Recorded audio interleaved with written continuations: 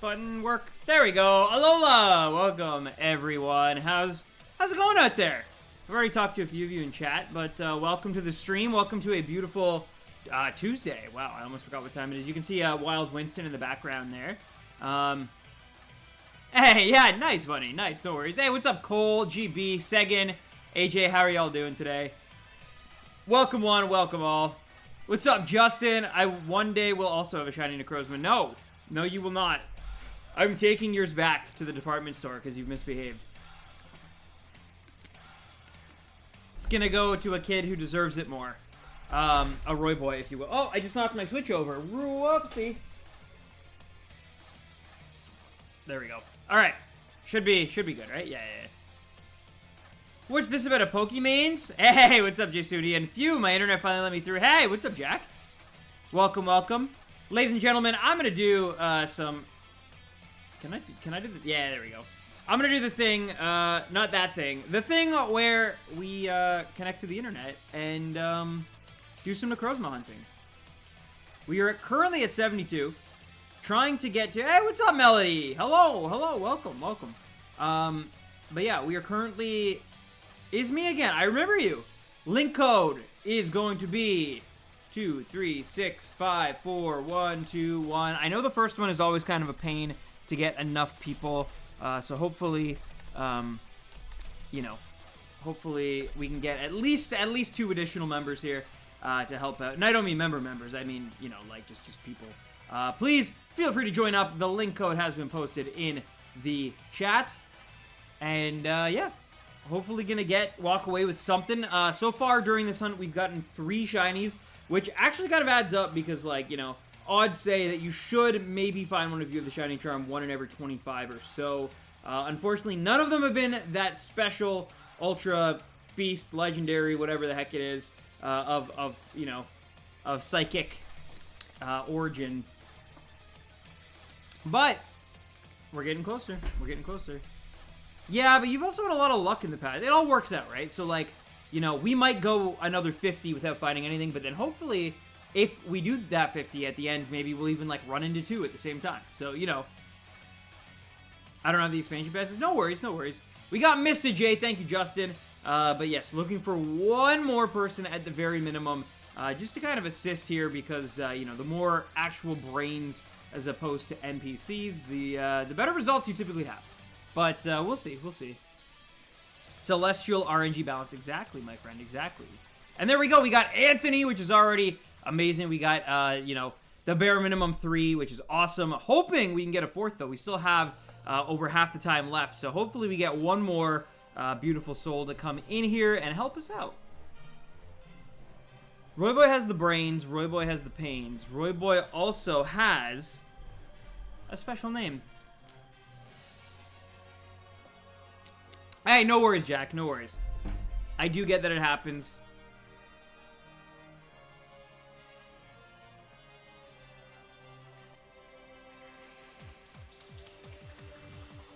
And there we go. All right, we found a 4th. Let's do it. Got all 4 ready to explore. Thank you so much for this, trifecta of people helping me out here. Hopefully we get a pretty solid... I guess I'll do Heliolisk, because, yeah, I was going to say, hopefully we get a pretty solid, amount of things here, but everything right now on the board is actually super weak to NECROZMA in some way or another, so I would say Talonflame was definitely the best of what they offered. Even, like, Marshall's not that great, all things considered, but, again, it was definitely the best that was offered. Skuntank is probably the next best. Unfortunately, we picked Togetic instead, which means you are definitely going to have to switch at some point, Ty. But for now, it is all good. I see Ghost on the left. Did I see Bug on the right? I did. So I think actually, well, the left... Well, let's see what Ghost type it is. Drifblim. I'm gonna go the left side because Araquanid is, again, NECROZMA does have an electric type move, for all those who might not know. If I have the game, I would join you. No worries, Dave. No worries. Actually, true story, I'm using a Passimian right now in my playthrough of Gen 7 for the review. I have a Passimian on my team named Monthview, and I completely forgot it was a fighting type. For some weird reason, I thought it was a normal type. But so I'm very familiar, is what I'm trying to say, with this Gen 7 Pokemon here. Also, I love the outfits.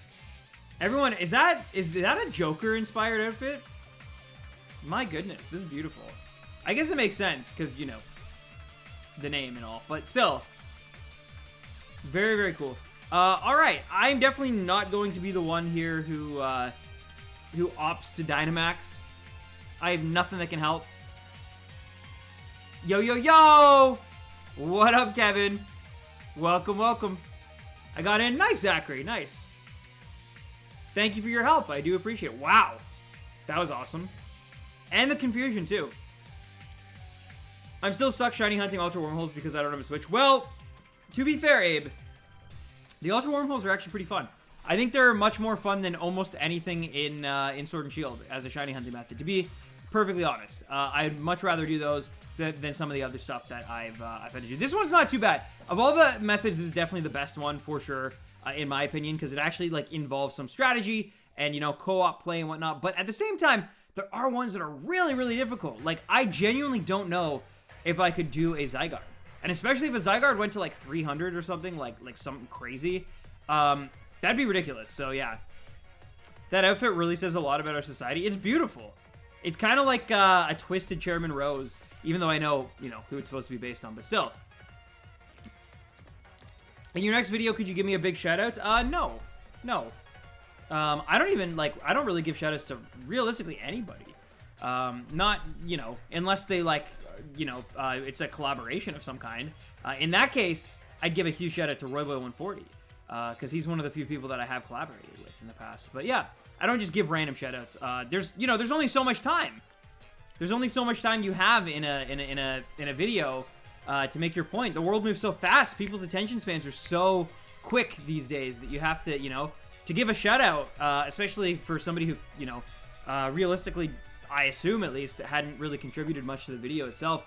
It seems like, you know, kind of getting away from the point of the video. But yeah. Hey, what's up, Toby? How's it going, man? Fighting's definitely bad. Man, we're getting some brutal choices here. Some brutal options. But yeah, Mr. J, it's crazy. Both Mr. J and Ty are gonna have to switch out at some point, though. Mr. J is 4 quad effective. So yeah, because of that, I'm actually gonna pick the fairy one. Because yeah, the max rockfall. Mr. J is currently 4 times effective to it, and Ty is super effective to both rockfall and its electric based move. So you guys will at some point need to switch. You know, there is a ghost type coming up, which is good. That will help out a ton. Definitely something that can hopefully, you know, Dynamax for us. I'm not going to change. I'm like one of the few people who has something that's like not great, but like not awful. Okay, hopefully Ty gets something really, really cool here. Yo! Keep that. That is a really good roll. Congratulations on a Selgor. Great pickup. Great choice to go for it, Ty. Very, very nice. Gotta give a shout out to a really small YouTuber that needs support, PewDiePie. Yeah, that poor PewDiePie. He definitely needs... But see, PewDiePie, you know, hypothetically, I know, you know, you're just making a joke, but hypothetically, like, PewDiePie could potentially deserve a shout out only because of the fact that, like, in some ways, PewDiePie, you know, helped inspire me to make content. So, just in that regard, PewDiePie, you know, might deserve a shout out. What's up, Chip Pod? How's it going? I am Ty, by the way. Oh, nice, Zach. Nice. But yeah, very good pickup. Still thinking about which game I'll buy first. Which one? Which one, Kevin?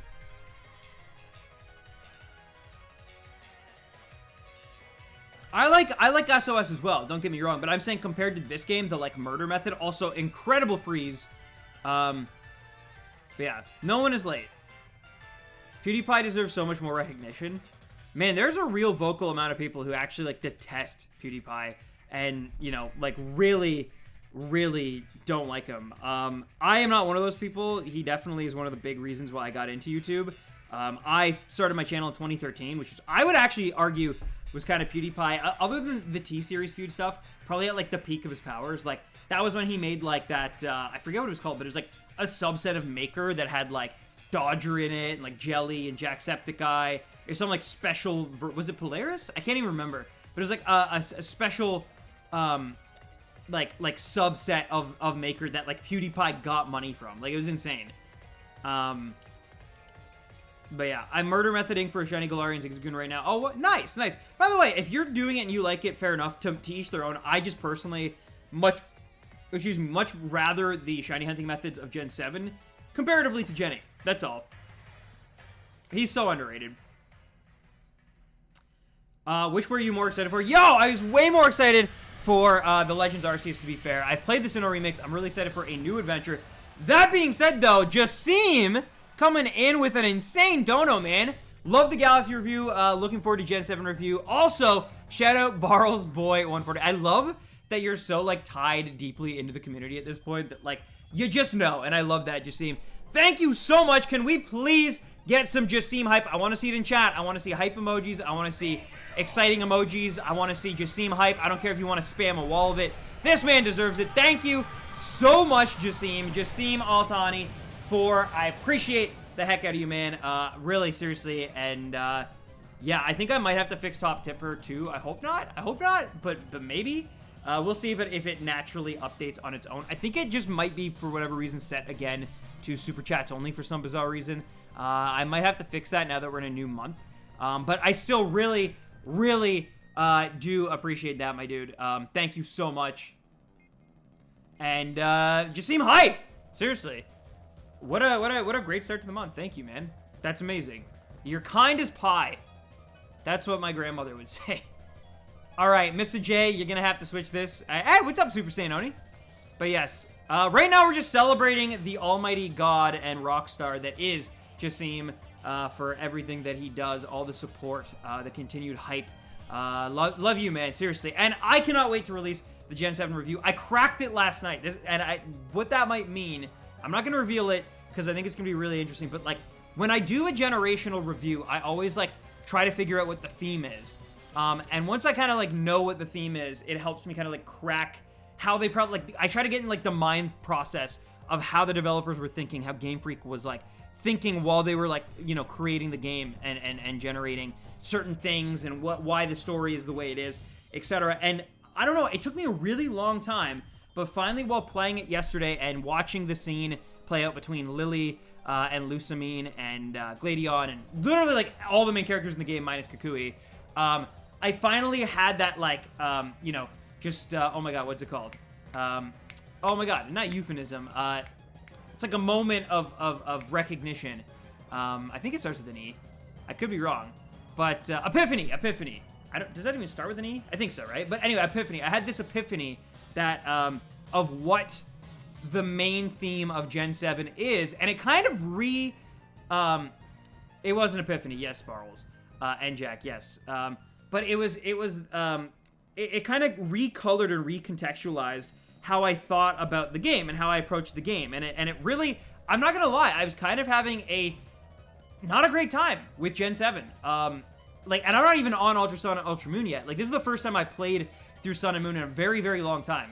In probably about 4 years. Maybe 3 years, actually. But still, I was not having a great time with it. I kind of felt it was very, by the numbers, very stop and go. Barley knows. I confided in him. Like, I was like, man, I remembered loving this generation a lot more than I am currently.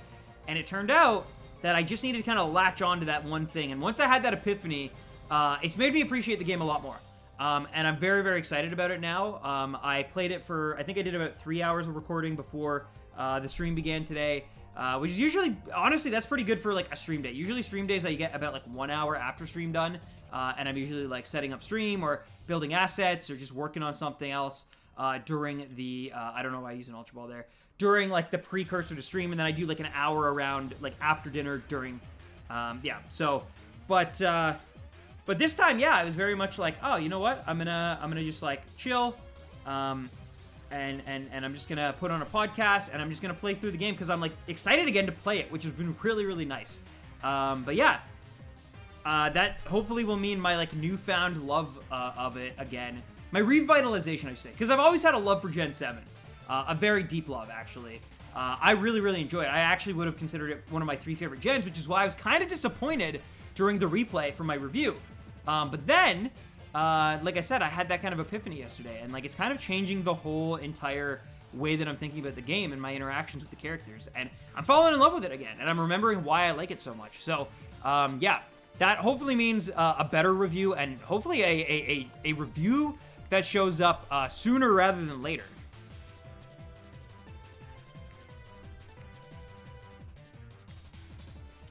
I guess Focus Sash, like, those were unfortunately not great ones for me.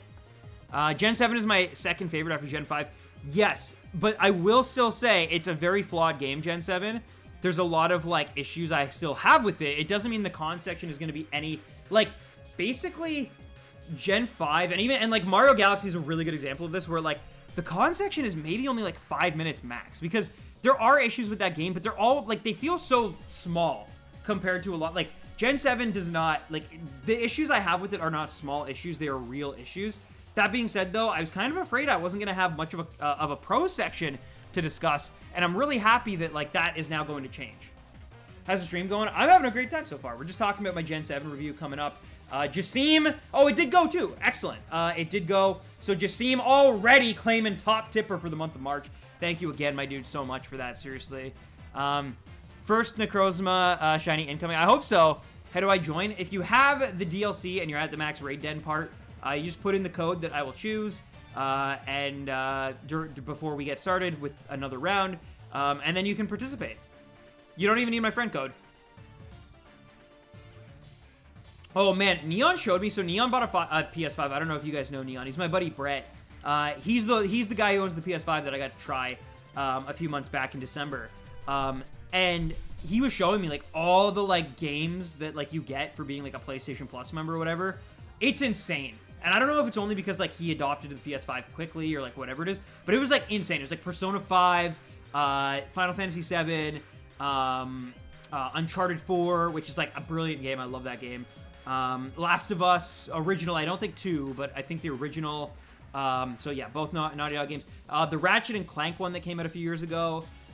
Just, like, a ton of stuff. God of War, which is one that I actually haven't played. So, yeah. That's okay, Justin. I still think it's, oh, actually, no. Selgor is probably the best one to Dynamax. My bad. But, yeah. Is it mods only? No. And, of course, speaking, though, of exclusive streams, this Sunday, we're doing an Among Us stream for members only. I would still say show up, enjoy the stream, but also, if we don't end up with enough members who, like, want to play for the entire 2-hour session, and I'm only going to do 2 hours because, again, I don't really feel extremely comfortable yet with doing an Among Us stream. I will obviously figure it out, but it's not a game that I play regularly, so it's something I'm doing more for you guys as opposed to myself, and I don't really get the ins and outs of how to, like, set things up, and so just for my own comfort levels, I'll probably only do 2 hours this Sunday of Among Us. That being said, I am very excited for it still. I do like the game. I just, like, I know it's going to be, like, stressful as someone who has to, like, run the stream while participating in the, like, affairs of it all. So, yeah. But, yeah, but, yeah, like I said, if during that 2-hour period, not enough members are, you know, continuously able to make up a party of 10, I will have to inevitably just, like, accept, you know, anybody from the community. So, hopefully that does happen. It'd be nice to get, you know, everybody who's able to watch involved somehow. But yeah, I'm looking forward to it. So just a heads up that is happening this Sunday. I gotta get a PS5 sometime, but I want to wait for more exclusive games. I agree with that, Jason, and also I want a price cut, and also I want, like, an exclusive. I want, like, an exclusive model. I want, like, the PlayStation, or sorry, the Spider-Man PlayStation 4, the equivalent of something like that, like something that's, like, really cool. Because, like, I've always just gotten the base model, which is fine. But at this point, there's no rush for me to get a PS5. It's really, really expensive, especially here in Canada. It's a lot of money. Yeah, I can hold off. There's no reason that I absolutely need to play it. And honestly, I can't even think of much of a reason, because, like, I know some people are really excited for, like, for example, like, God of War 2, or Spider-Man 2, but, like, I can wait on those games. I didn't play the original God of War. I love the original Spider-Man, but if I can wait for Miles Morales, I can wait for the inevitable Spider-Man 2. And, yo, Chip Pot with the dono. Thank you so much, Chip. Chip Pod Hype. Thank you. Love the profile picture. Love the name. And thank you. Seriously. I think you brought us luck in being able to defeat the NECROZMA. It just remains to be seen if there is any shiny luck involved with that. But yes, for real, though, Chipped Pot Hype. Thank you, my friend. You were amazing. And yeah. chip pot, chip pot, chip pot, chip pot. It's a bit of a tongue twister, sort of. I guess not really, but still. For the PS4, the game that made me get it was Spider-Man. I need a great exclusive like that to make me get a PS5. Yeah, my brother got the PS4 to play. I think it was actually like Call of Duty at the time with his friends. And then inevitably when like we moved apart, he didn't need a PS4 because he was moving in with his girlfriend. And she's just like not a big gamer. He wouldn't have had the time. Her family just like, yeah. So he like just kind of gave me the PS4, which like I kind of lucked into. So I enjoyed it for Overwatch. Actually, I might pick it up for Overwatch 2, but then part of me is also like, why not just like get it on the like Blizzard store? Like, anyway, no shiny Necrozma. That is number 73. Hopefully number 74 brings us a little more luck.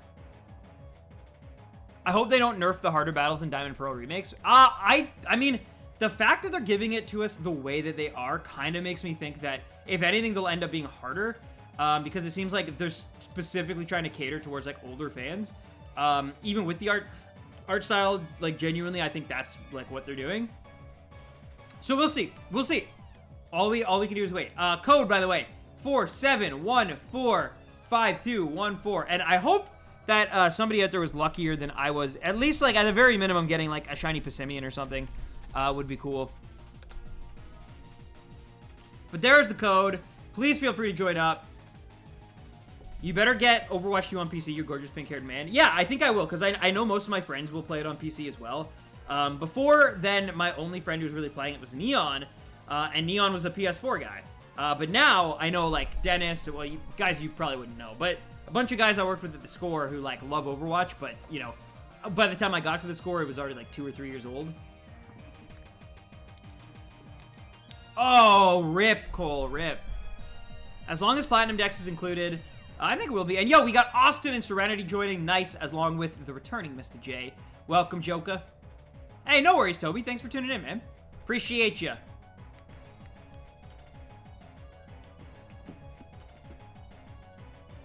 He has a laptop, but not a PC. So he plays certain games on his computer.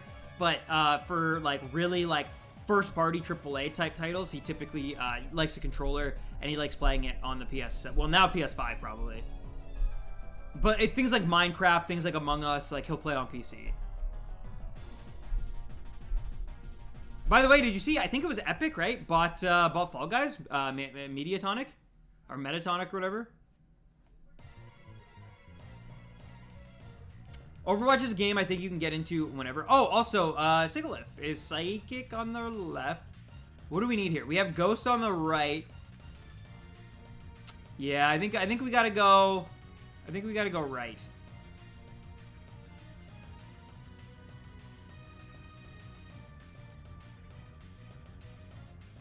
Are you serious? Yeah. I'm dead serious, my boy. They did. I saw it on Reddit today. I actually checked Reddit before stream today, unlike Sunday. Nice, Spatial Rend. Welcome.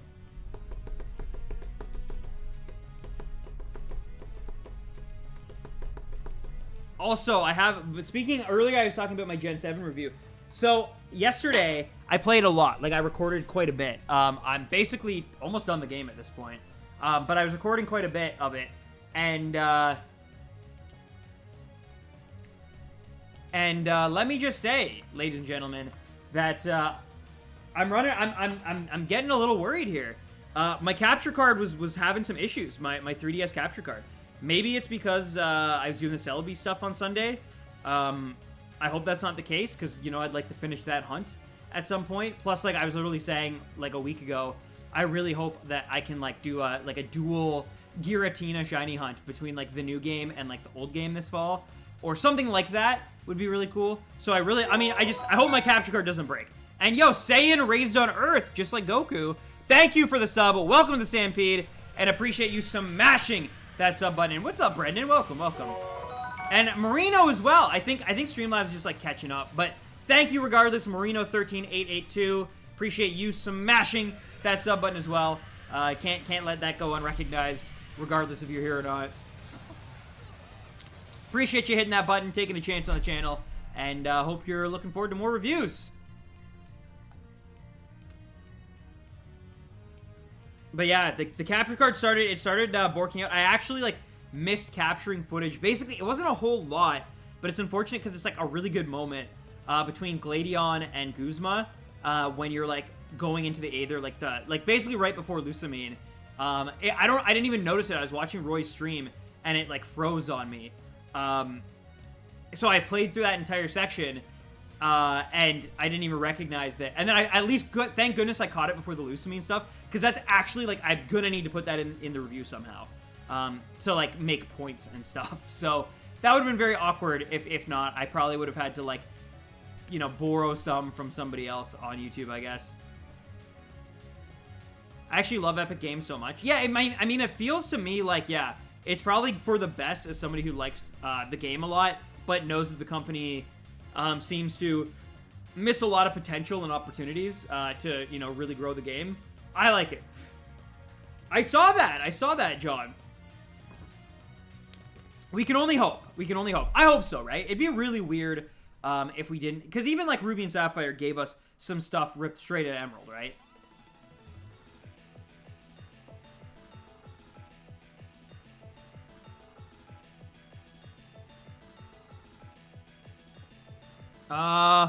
I think we're gonna go for the Ghost type. Is it bad? I actually can't even tell what this Pokemon is from this current... I guess, what is it? Jellicent? I think? But, like, the outline, it makes it look so weird. Fortnite X fault. But the thing is, like, because of Fortnite, like, literally... And other things. Epic's not just Fortnite, but... because of Fortnite, it's gonna allow them to probably get more, like, collaborations with the shop. It should just, like, help them at a time. Right? Which is awesome. But yeah, I'm almost ready to take on the Elite Four in Sun and Moon. And then there actually is a bit of a post-game in Sun and Moon. It's not amazing, but you know, there's the stuff with that one battle, that like Frontier Brain person or whatever from like Gen 3 and Looker. There's catching Necrozma and all the Tapus. There's the battle tree with red and blue. There's, you know, all that stuff. So there is a bit. And I still got to show off the stuff with, like, Mon and Pokepelago. Yeah. So there's definitely some stuff. I still got a little while of playing through Sun and Moon. But I'm getting closer to the end, which is nice.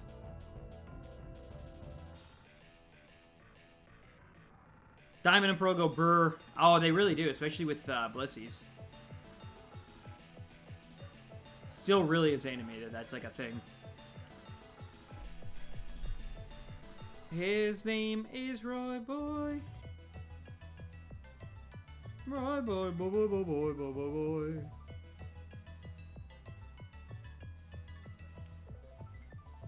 Is he sleeping? I don't know. Is he sleeping? I think so. Why is he sleeping? He's gotta go to a special place where he can stuff his face with crabs and lobsters and even snow cones. Are you gonna transfer up some mons from older games to fill Pelago? No, because most of the mons I had in older games are already all the way up in home. So yeah. Unfortunately, probably not Barles.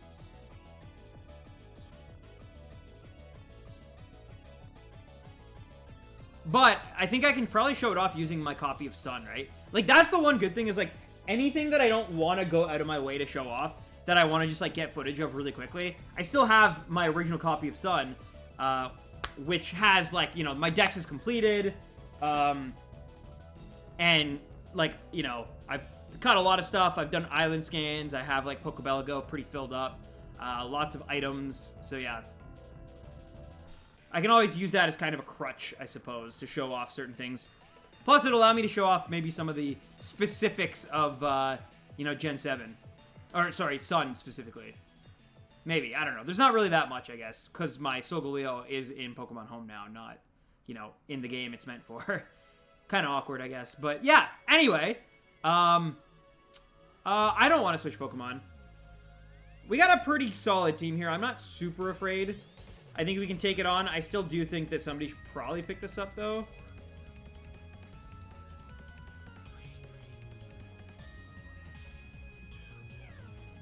Yeah, it's all good, Dubcon. It's all good.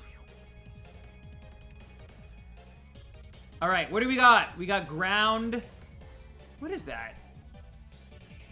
I mean, it's kind of weird. I kind of just want to do fire to just get it over and done with and get the berries. And then that's what I'm going to pick. I think it looks like Geibel, sort of. Is it Geibel? I actually don't know what that is.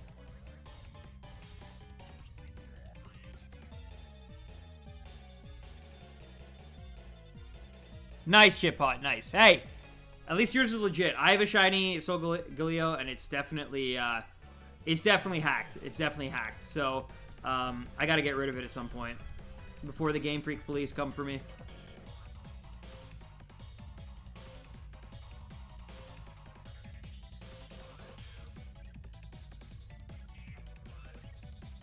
All right, hopefully we can finish this off pretty quickly, because I know that, like, I think, what, 2 of us are super susceptible to this thing? No, actually, I think 3 of us are. So hopefully, like, we can destroy this thing fairly quick. Ah, hacked Pokemon, I purged the... I didn't hack them myself, if it's any consolation. They were traded to me. I have that, and I have Lunala as well, shiny. And there was one other Pokemon that I was like, oh, I have, like, a shiny Mew as well. It's spicy chicken, it really is. Okay, didn't use a move it could have. That would have had a lot worse ramifications. But that is going to start creating, like, one hits, which is unfortunate. Okay, that did okay.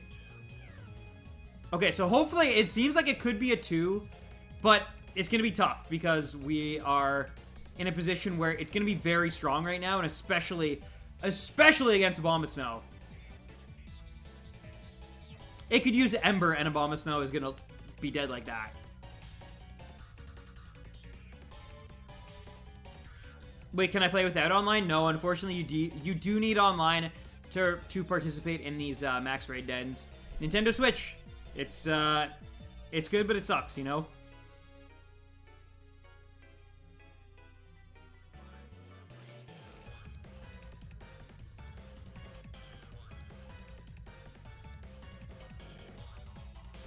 Okay.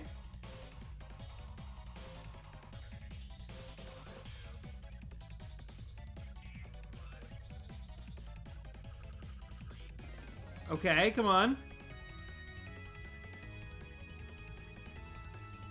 This should do it, right?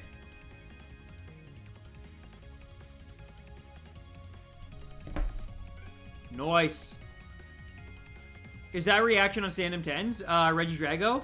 No, I still need to upload it, I'm sorry. I know I've been really slacking on that, and I say it every time. My thing is like, at this point, I'm kind of just waiting for NECROZMA to do, like, a batch of, like, Cresselia, that one, and then, you know, hopefully NECROZMA, as well. So, yeah, I know it really sucks. I do need to post it, but I am kind of just, at this point, like, holding off. It will be on my second channel, though. Or, like, if I got Celebi, too, right? Like, Celebi, I guess, is kind of in that mix. Even though this Sunday, obviously, we're doing Among Us, but yeah. Hey, what's up, Alex? How's it going?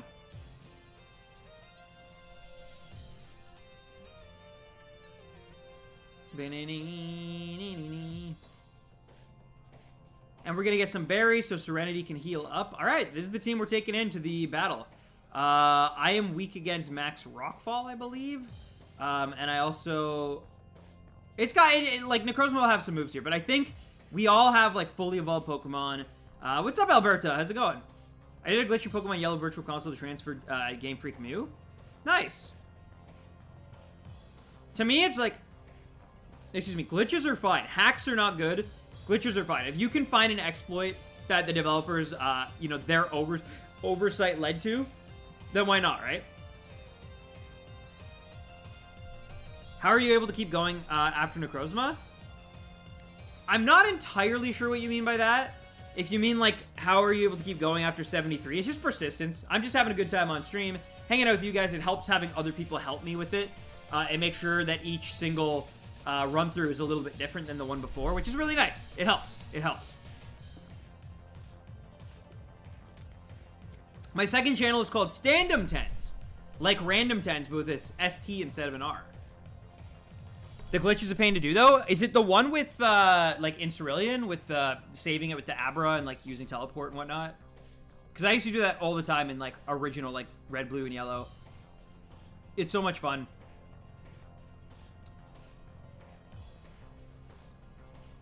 I have not heard that, Alex, but I actually am really, I'm a really big fan of Summoning Salt.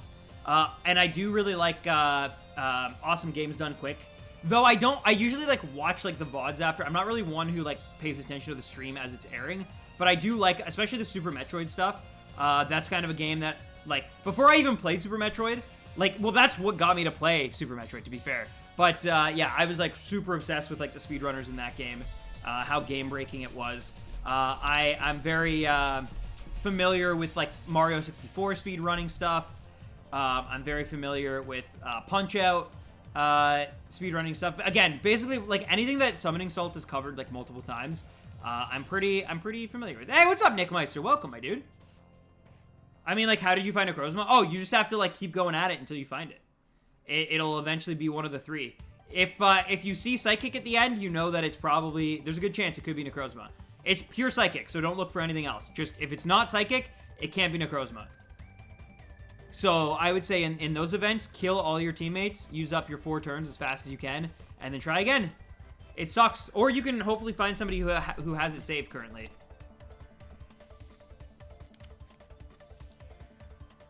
Oh, I see, Abe. I see. Okay, okay. I didn't know that. That's crazy, Alex. That's crazy. Yeah, I didn't know that. That's, how are they... I don't even... That's insane to me. The one dude who's, like, really, really good at Ninja Gaiden, he's, like... He's somebody who, like, is insane. Like, the way he's optimized that game. And how he, like... He literally has it down to, like, a rhythm where he, like, has to, like, say the words. Where he's like... Bzz. Like, it's crazy. Almost took me out. Oof, yeah. Look, NECROZMA, no one said NECROZMA would be easy. But we got this. We got this. Hello, Luke. How are you doing? Photon Geyser. It's not very effective.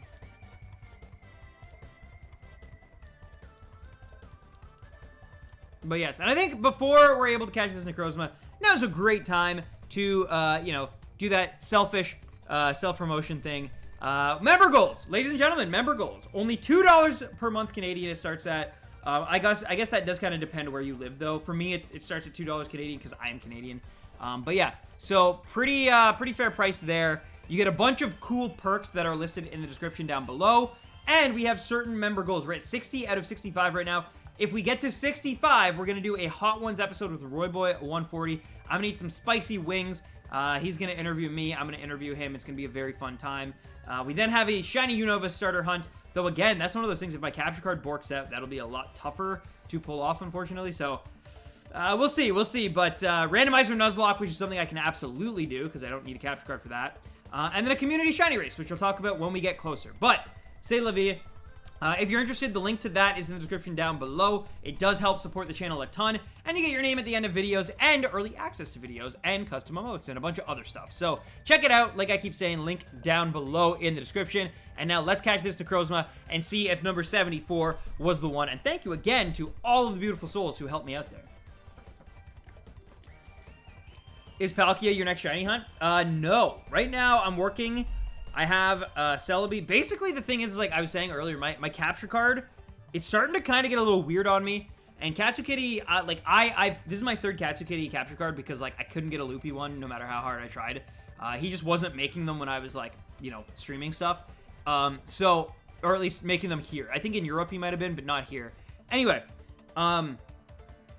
so yeah, I have a history with these cards. And basically, like, once you start to notice issues, it's kind of like... It starts to become like it speeds up very, very quickly how much time you can get out of them. And I still got to get Ultra Sun and Ultra Moon footage as well, which is very, very scary to me. So I'm going to try to like just get as much out of it as I can for those reasons, which I like need it for because, you know, like people really want those reviews. And then if maybe I'll never be able to shiny hunt in like gen, like, you know, pre-gen, I guess between, no, I can do 3, but between 4 and 7, I guess, which would really suck. But yeah. Would you like us to keep a record of where you found NECROZMA this time? Yes, please. Thank you, Dingus. Thank you. How's it going?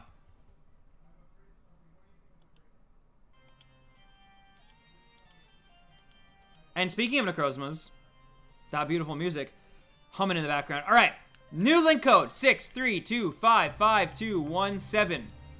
Please feel free to join up. Join the room, help me out. Maybe you'll get a shiny Necrozma before me, like some beautiful other people within the community have, including Jasunian and Barley so far. Now I want hot wings. Hot wings are delicious. I just can't have anything with dairy in it, I guess. But Stan, why is it scary to you, homie? Like my capture card dying?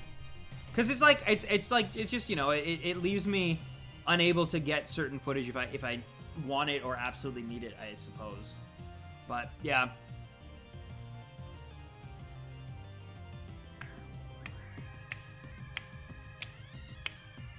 Yeah, the cap card situation is unfortunate.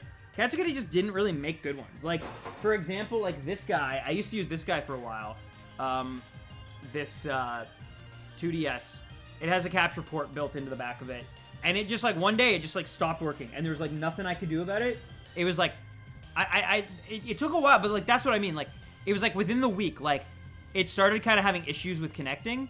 And then, like, a week later, it, like, just stopped. And that's what has me worried because, like, right now, what my current capture card is doing is very similar to that. And mind you, I've had it for a long time. I've had that capture card since 2017. So, you know, I've had it for a while. Also, what a great lineup. Wow. Sometimes you get nothing. Sometimes you get everything. Stan, do any of your availability sources track Pokemon cards? You mean, like, in terms of, like, how I find, like, Amiibo or, like, Switches and stuff? Because, yes. They do. However, they're definitely more, like, Canadian-esque. How long do capture cards usually last? I have found it depends on how much effort and care you give them. For example, that blue one, I didn't take very good care of at all. Lasted me literally maybe a year max, which isn't very good. So, yeah, like, but meanwhile, like I said, like, I've had this one, this new 2DS one, since I think, like, 2018. So, you know, going on 3 years now. Yeah, your Hypebeast channels? Yeah. They do look out for Pokemon cards, for sure. Are there any professionals that could fix it? I don't believe so, unfortunately. Which sucks, but, you know. It's all good. It's all good. When it runs its course, it'll run its course, and that's okay. The hope is that one day Nintendo just makes it so that we don't have to worry about that, right? Like, if I want, like, for example, if I want a Shiny Hunt in Gen 4, I can just do, like, Shining Diamond and Brilliant Pearl. Also, what is happening with this black screen? Speaking of capture cards. Hello? Oh, okay, I was like, what the heck was that? All right, well, looks like I'm actually going to go into this one independently. Had a little communication error there.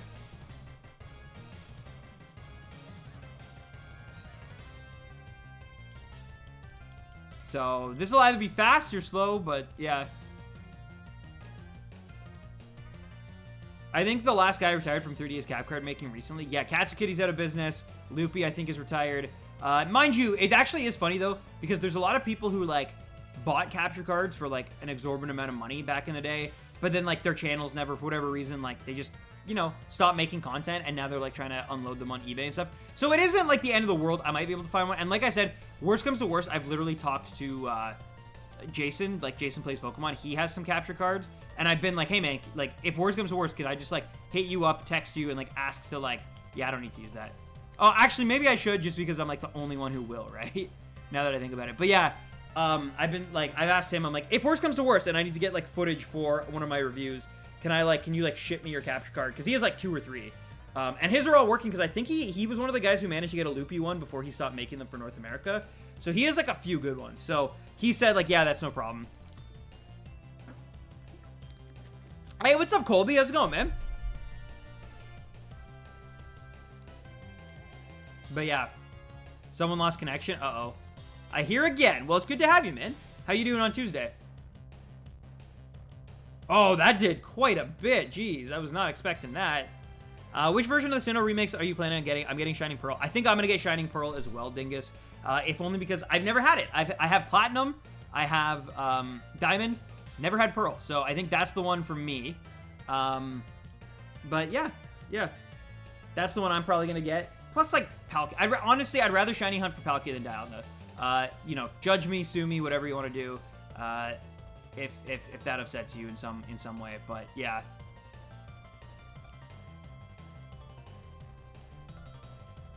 But I love me some Palkia. I've had the Dialga treatment. I've had the Giratina treatment. It's time for some Palkia love, you know? But yeah, I'm excited for that. I'm excited for Legends. I'll be getting both since I never played Diamond. To me, it's like, I almost like no longer really feel the need, I guess, to, but it is, you know what is really insane? Like, it's so funny because, like, you know, here I am, and I'm sitting there, like, knowing full well that, like, you know, they're gonna make an announcement, Game Freak's gonna make an announcement, so why would you get rid of what you had? Idiot. But anyway, okay, let's not go fighting in case one picks up. Let's just go normal? Yeah. But yeah. But now it's like originally on my plate, I was like, okay, I just have to, like, get to Sword and Shield, and then, like, that'll be the last review I have to make for a while. Now it's like, by the time I even, like, by the time I'm able to review Sword and Shield, like, there's gonna be probably, like, 3 new Pokemon games out, plus new Snap, which is something that I'd like to do some sort of thoughts video on, or something like that. So, yeah, kinda funny, I guess. Anyway, what do I got here? Expanding Force, I guess? Could be good. I know, right, AJ? I know. I'm the worst. Do you think they will release a Platinum later, or will be incorporated into these new games? Somebody brought up, I think it might have been Bunny, brought up on the last stream that, like, there's probably a really good chance that if there is Platinum stuff, like Distortion World stuff, it's probably not in the base game, and Game Freak is probably going to use it as a potential DLC move, which would be really unfortunate, but, like, I can also absolutely see them doing. Yeah, no worries, Alex. Feel free to post them here or in Discord. Honestly, like, the whole point of me doing these streams is to have, like, an open channel of communication with you guys. So, you know, if you want to talk about it here, that's fine. I mean, it's a Pokemon stream, so, like, where else would your opinions be, you know, as dissected and thought about, right? But yeah, I could definitely see them doing, like, a Giratina DLC, which is a shame, but yeah, I wouldn't be surprised. But my opinion on them, to answer your actual question, I am fine for them. I actually don't really like the art style. I'll be 100% upfront. I think you can see it in my reaction. If you watched my reaction to the live stream, I kind of was, like, really hyped, and then I was like, I saw the art style, and I kind of, like, the wind was kind of taken out of my sails a bit. That being said, I thought one of the reasons for that is I thought it was going to be, like, this low downgrade, weird art style, one-to-one remake with the speed of Diamond and Pearl. No megas, no, like, nothing new, basically. And that disappointed me, because, like, I can still just play those games, and they're really fun on their own. I don't need to, like... So that worried me, and I didn't really like that.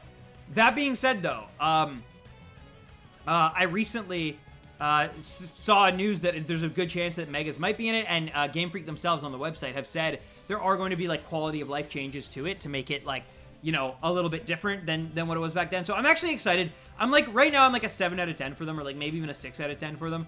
I will buy them for sure. I'm excited for the potential they have, but I'm really holding my breath. They don't have me as excited as something like Legends Arceus, which I'm, like, genuinely excited for. Like, might be the game I'm most looking forward to in 2022. So, yeah.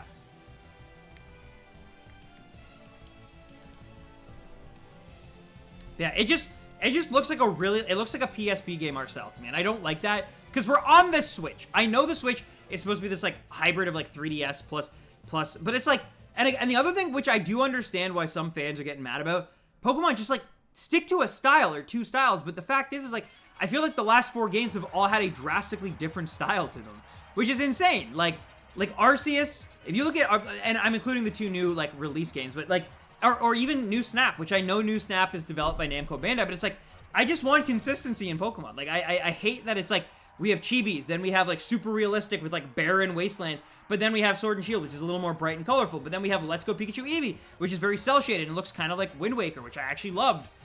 Just stuff like that, you know? So it's just, like, they're all over the place with the art style, and I, for one, like, just wish that, and, like, then there's the Go art style. Then there's the home. Like, the Pokemon models and renders in home sometimes look different than the ones that are in the game. Like, it's just like, just pick one. Like, universal. It reminds me a lot of, like, the Lily thing, where, you know, like, the Lily models, they actually, like, refreshed the models for Lily and created, like, a new model instead of just, like, recycling and reusing them in Sun and Moon and Ultra Sun and Ultra Moon, which is just, like, ridiculous. Like, it just, like, it adds time that didn't need to be added, because they're just, like, too, like, you know, inept, I guess, to, like, know how to, but, you know, they're not really a 3D game studio, which, and that shows. That's one of the reasons why I think this problem persists. But I just want, like, one dedicated Pokemon. Like, someone brought up a comparison that, like, Animal Crossing, like, gets a pass and it has all these, like, chibi art style stuff. The difference is, like, Animal Crossing started with a really nice art style, like, back in the day that fit the console was on. And it's just continued it and just polished it and polished it and polished it. It's getting better. Pokemon is, like, all over the place. Sometimes it's better, sometimes it's worse. Sometimes the features and the shadows and the lighting is nice and captivating and dynamic. Sometimes it feels like an afterthought. Like, it's all over the place. But yes, they're very inconsistent. It seems they can't make up their mind. They're pulling the franchise in, like, so many different areas that I do feel a little bit of, like, bloat. And I don't know if that's good. Like, I don't know. And again, I'm excited. Like, those are, of all the games, like, I don't, like, if I could only pick, like, between Masters and, well, Snap I really do love, but Masters and Snap and Go and Legends Arceus and Gen 9, like, I'm gonna pick Gen 9. Like, a new Pokemon experience with new Pokemon I will take over anything else ever. That's the games, those are the games that matter the most to me. All of this is gravy in a way, but at the same time, it's like, I do get it. I do get why people are frustrated. I don't particularly enjoy the art style. I wanted something closer to Sword and Shield myself. Didn't happen, though, so that's okay. And no Heliolisk, and no Necrozma on 75, which is a weird one, of course, because we got stopped halfway through. But ladies and gentlemen, we are 3/4 of the way to 100 now, and we're about an hour into the stream as well. You beat a pro gamer. Nice, Colby. Nice. Congrats on that.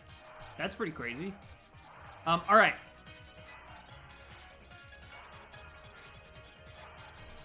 All right. Let's do 9, 6, 5, 2, 3, 2, 5, 4. How about that one? I don't think anyone else has that one. But yeah, like, I'm very excited for the, and that's the biggest thing to me, is it just, like, it all feels like Game Freak is kind of, like, floundering, but I know, once they get their act together and they figure it out and they just, like, unify and get on the same page as everybody else within their, like, staff and within all the other elements that make up Pokemon as a franchise, that we're gonna get something really good. I truly believe that Gen 9 is gonna be, like, top 3 best Pokemon gens ever.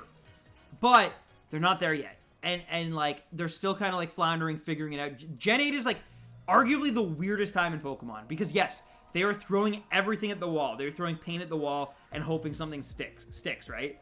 And we'll see where it takes them. But I do have faith in them. I think they're taking steps in the right direction. It's just, like, it's that age-old Game Freak thing, right? It's, like, for every step forward they take, they seem to take 2 steps back. And, like, I would actually argue they're not taking 2 steps back, but they are kind of, like, the steps are, like, sideways almost. Like, it's just, like, why? It's just, like, baffling sometimes. They're not necessarily bad, but they are confusing to me. The in-battle models need some shading. They look really flat. Yeah, I agree. Pokemon just needs to be outsourced. But then, so that's the thing. They got outsourced. Gen 4 is being outsourced, and now people are mad because they gave it to a company that, like, doesn't really have a whole lot of experience building games. When people see, that's the thing, is, like, Nintendo, this isn't even just, like, a Pokemon thing. Nintendo fans are so particular because when they were saying outsourced, they didn't mean give it to this company or that company, or they specifically meant give it to Monolith Soft or give it to Namco Bandai. Like, in my mind, I'm, like, guaranteed, I'm, like, sold that, like, that is what they had in their brains. Like, they were like, and if it wasn't that, then they were going to be unhappy. So that's why I'm saying, like, give this company that's, like, that's being outsourced, it's a huge responsibility. Give them a chance. Let's see what they can do. I am kind of shaky right now on the Diamond Pearl remakes. I'm going to buy them. I'm going to play them. I'm going to love them, I'm sure. But I want to see them reach their potential. And I'm kind of a bit afraid that they won't with this company behind them. That being said, it's just one trailer. It's a little bit of in-game footage. Just because I don't like the style doesn't mean it's not a good style. And we'll see how it actually plays within the narrative, you know? Maybe it's the perfect style for what they're going to give us. I don't know. I don't think so, but maybe. And it seems like it got split into 2 lobbies again, guys. unfortunately. So I'm going to wait these remaining 40 seconds. Hopefully someone else can join up. But if you weren't able to get in this time, don't worry. Next time, hopefully you will be. Monolith Soft would be interesting considering their work with Xenoblade and its environments. Yes, and apparently they helped out with Breath of the Wild too to like kind of populate it, which is what people wanted for Sword and Shield. They were like, I just remember when those games came out, everybody was like, man, you couldn't get Monolith Soft. And it's like, guys, Monolith Soft does have a lot going on for themselves too. Plus, they're probably helping out with Breath of the Wild right now. So like, there's got to be a third-party developer that can, mind you, man, I would love to see Rare's take on a Pokemon game. I know it will never, or not Rare, sorry, Retro Studios. I know it's very unlikely to happen, but it would make me happy. I would love to see like them outsource with a Pokemon game. Like what they did for Metroid and in my opinion, Donkey Kong with Tropical Freeze is like really, really cool. So I'd love to see it. I don't think it'll happen anytime soon, but that's a studio I'd love to get their hands on Pokemon.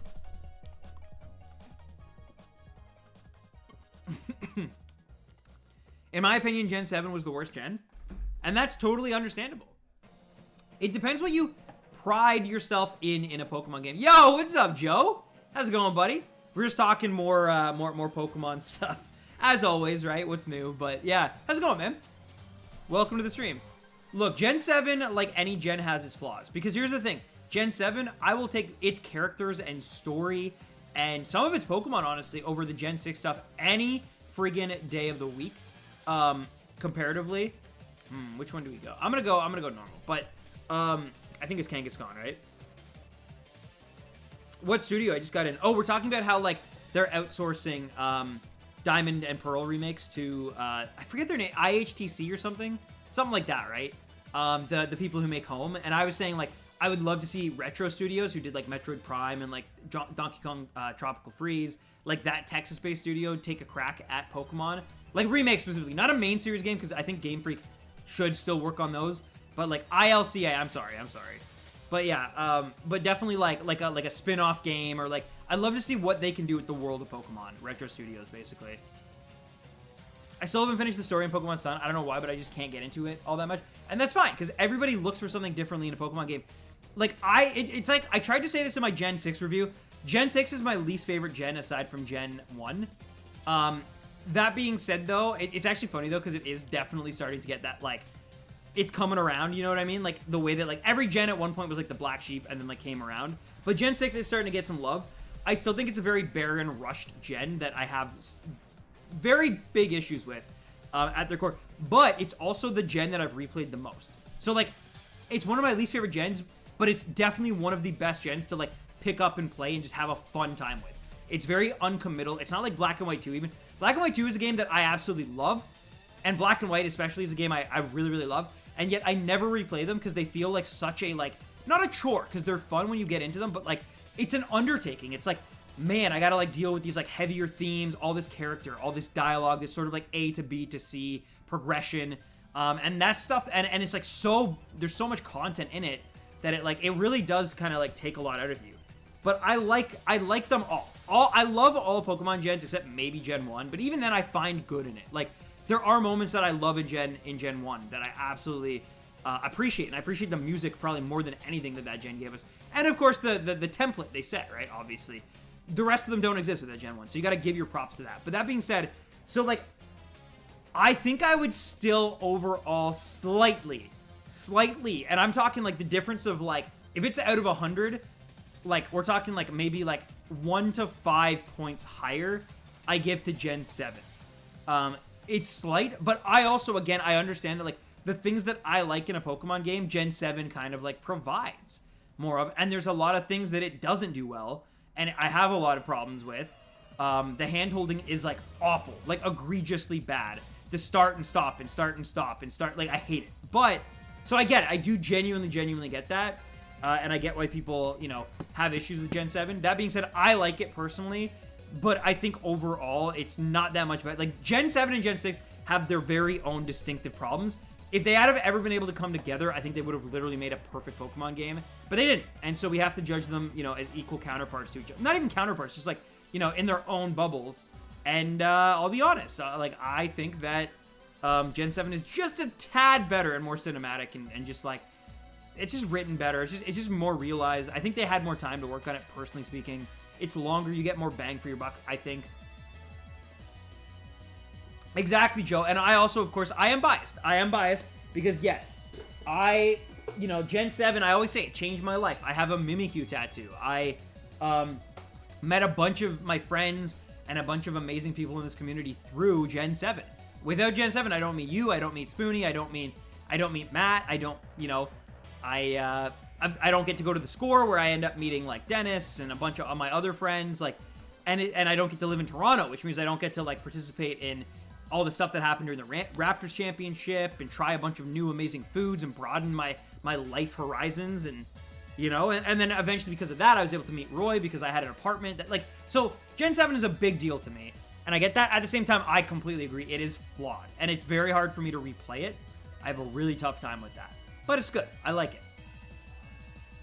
And yes, people love Gen 6 because of the anime and also, like, Serena, right? Like, Serena, don't discount, like, the Poké shippers and the people who latch on to characters, even though, like, in-game, I think Serena is a very wasted potential of a character. I think she should have been a billion times better. I would have even liked, honestly, in hindsight, I kind of wish that, like, all the stuff in the post-game with, like, Looker and whatever her name is with the Esper, I kind of wish that, like, Serena was just that character who, like, fell to the dark side trying to be stronger than you and, like, live up to her parents' expectations.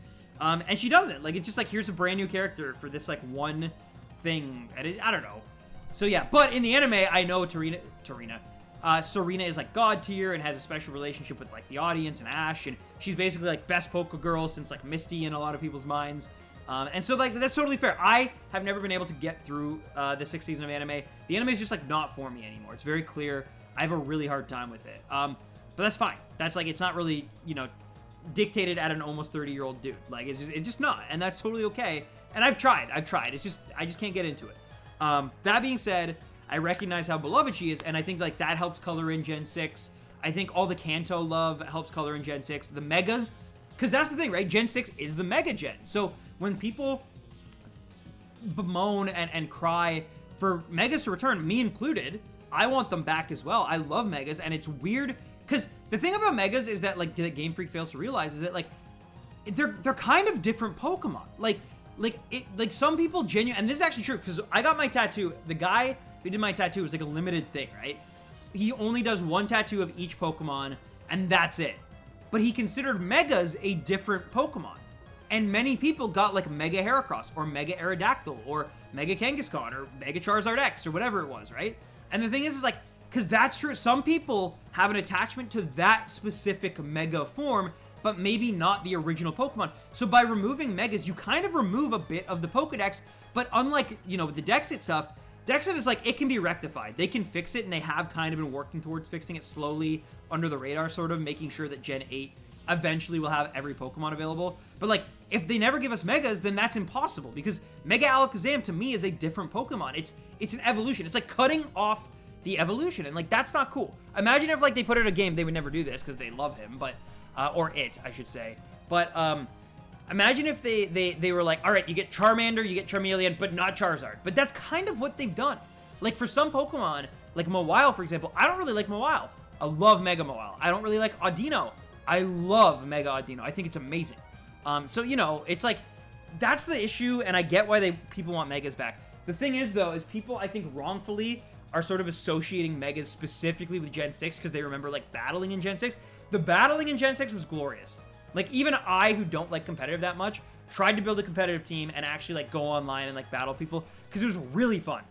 I mean, you saw a lot of Greninjas, you saw a lot of Mega Charizard Ys and Kangaskhan's and all that stuff, right? But, like, it was really, really fun. And I think a lot of people are, like, romanticizing that at a Gen 6, and so, but they're, like, using it to, like, think of Gen 6 as this, like, brilliant game, and it's not. It's a barren game that was rushed, and it just was. Like, it just was. But it's fun. Like, it's very fun. It's very breezy. It's fun to pick up and play. But I'm just saying, there's a reason why, like, when they do awesome games done quick, a lot of the time the Pokemon game they choose for speedrunners is Gen 6. Like, it's X and Y, because it's like, you can just speed through it. It's very unpolished. But yes, what's your all-time favorite Mega? Honestly, for the longest time, it was Mega Charizard X, which I know is such a lame answer in the grand scheme of things. Like, it's so lame, because it's so overblown, and it's Charizard, and I love Charizard. I can't help it. When I was a kid, I loved Charizard, and I've never really gotten over that. That being said, though, I truly, genuinely, after playing through Omega Ruby Alpha Sapphire, Mega Sableye and Mega Audino, I really came to like them.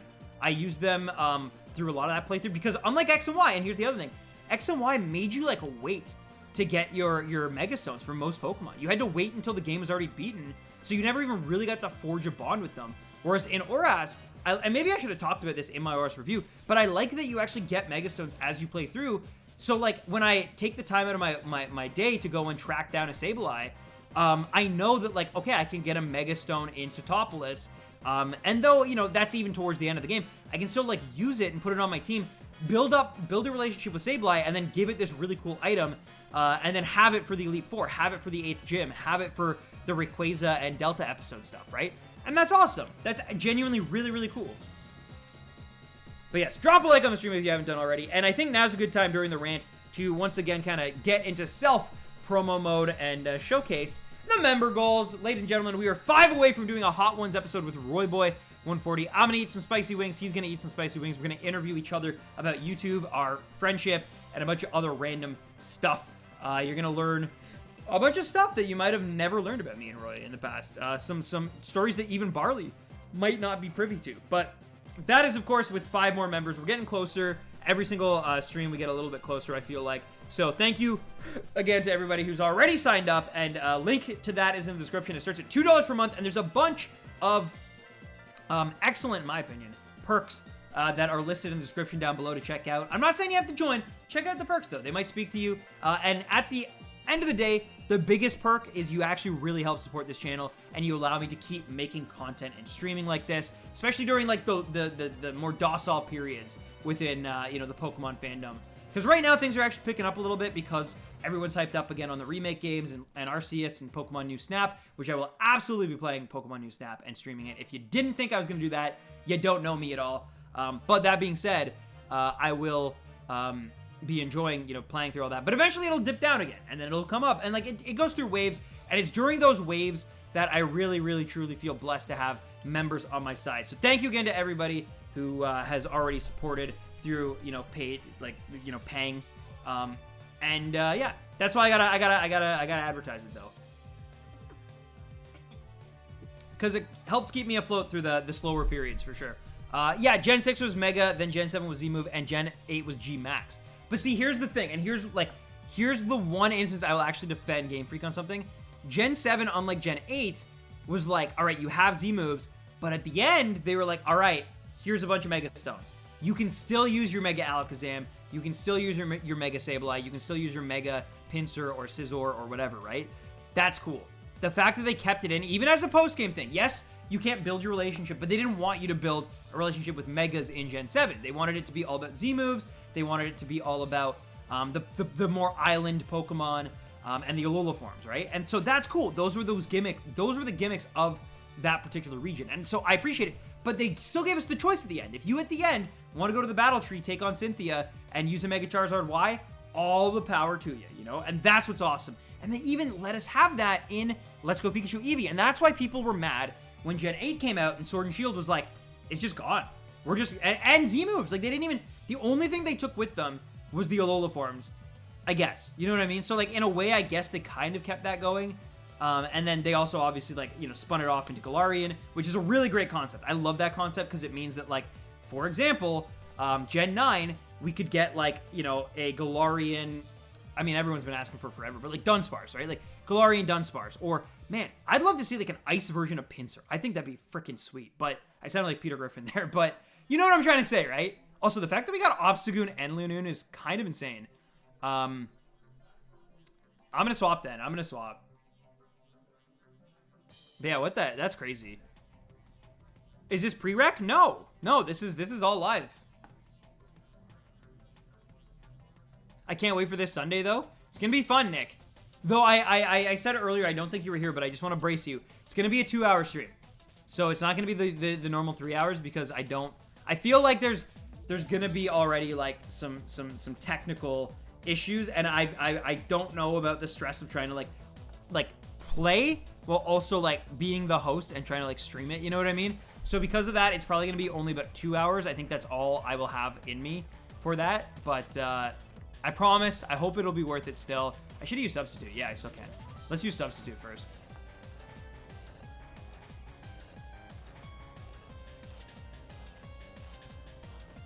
If there's one thing that Sword and Shield did right, it's giving love to its own Pokemon, unlike Gen 7, giving Alola forms to only Kanto Pokemon.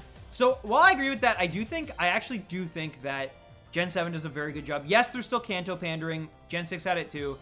But I do think they did a good job of making such great Pokemon and such good type combinations, especially early on, that, I mean, like right now, for example, I'm playing through Sun and Moon for my review playthrough, and I put it out to the community. Like, I held a draw for members. They got to pick the Pokemon that I used through my adventure. Not a single one picked an Alola Pokemon. Like an Alolan form. They all picked Gen 7 exclusive Pokemon. They all were like Mimikyu or Cutiefly or Passimian, like stuff like that, and not like Alolan Marowak or Alolan Raichu, which are great Pokemon.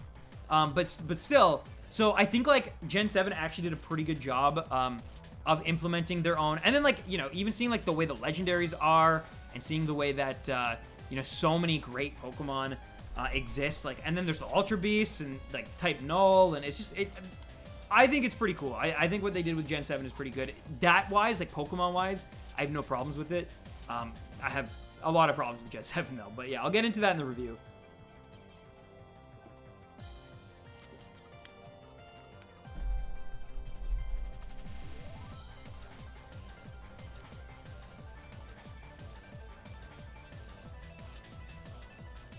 So is this Fortnite? It isn't? It is not Fortnite. But, twitch.tv/Royboy140, Fortnite Fridays, every single Friday. Check it out. Damien. Give him a follow. Let him know. Send him a message. Join his Discord server. No, don't actually do that. But you know, give him a follow. Fortnite Fridays, Royboy140. Of course, Dingus. Yeah, I mean, yeah. I think this one we have an NPC still, don't we? No, I don't think I'd ever play Fortnite. It's just not my game. Like, I tried to play it when, like, the hype was... Actually, a little bit before the hype got overblown. I tried to play it. I played, like, Season 2, 3 Fortnite. Was, like, my big, like, before the superpowers and stuff. And I was just never good. I never won once. I came second a few times, but I never won once. I didn't have the discipline or the love of that game to really, you know... no Fortnite. Gotta head out. I understand. I get it. I get it. It's so weird that, like, there's terrain and weather. Like, it's like there's a ground or, like, rock-type-esque sand storm going. But then there's also an electric... This is crazy to me. Oh, we're getting close! This is gonna be tough. This is gonna be tough. Right? Exactly, Joe. Joey can actually stick up for me here.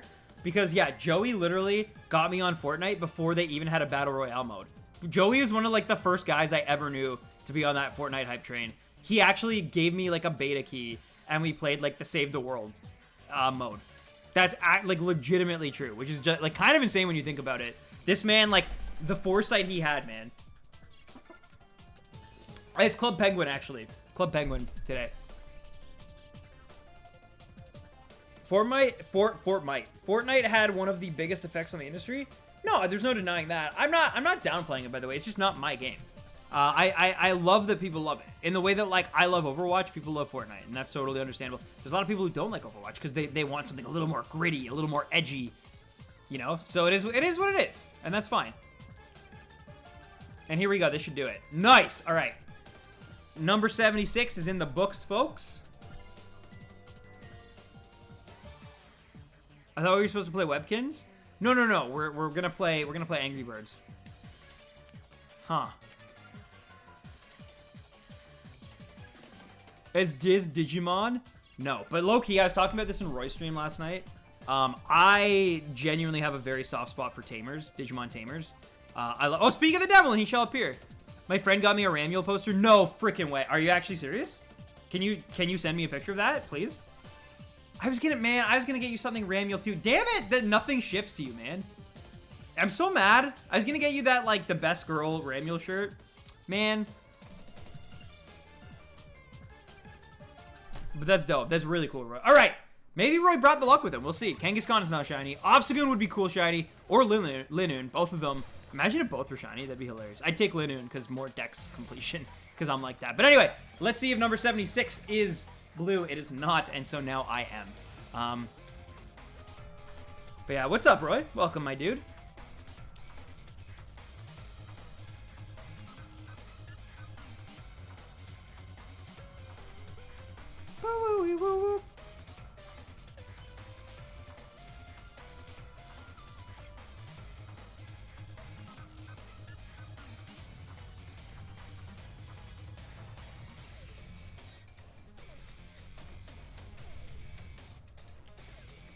Sorry, I'm just waiting for Roy to send me a Romule poster.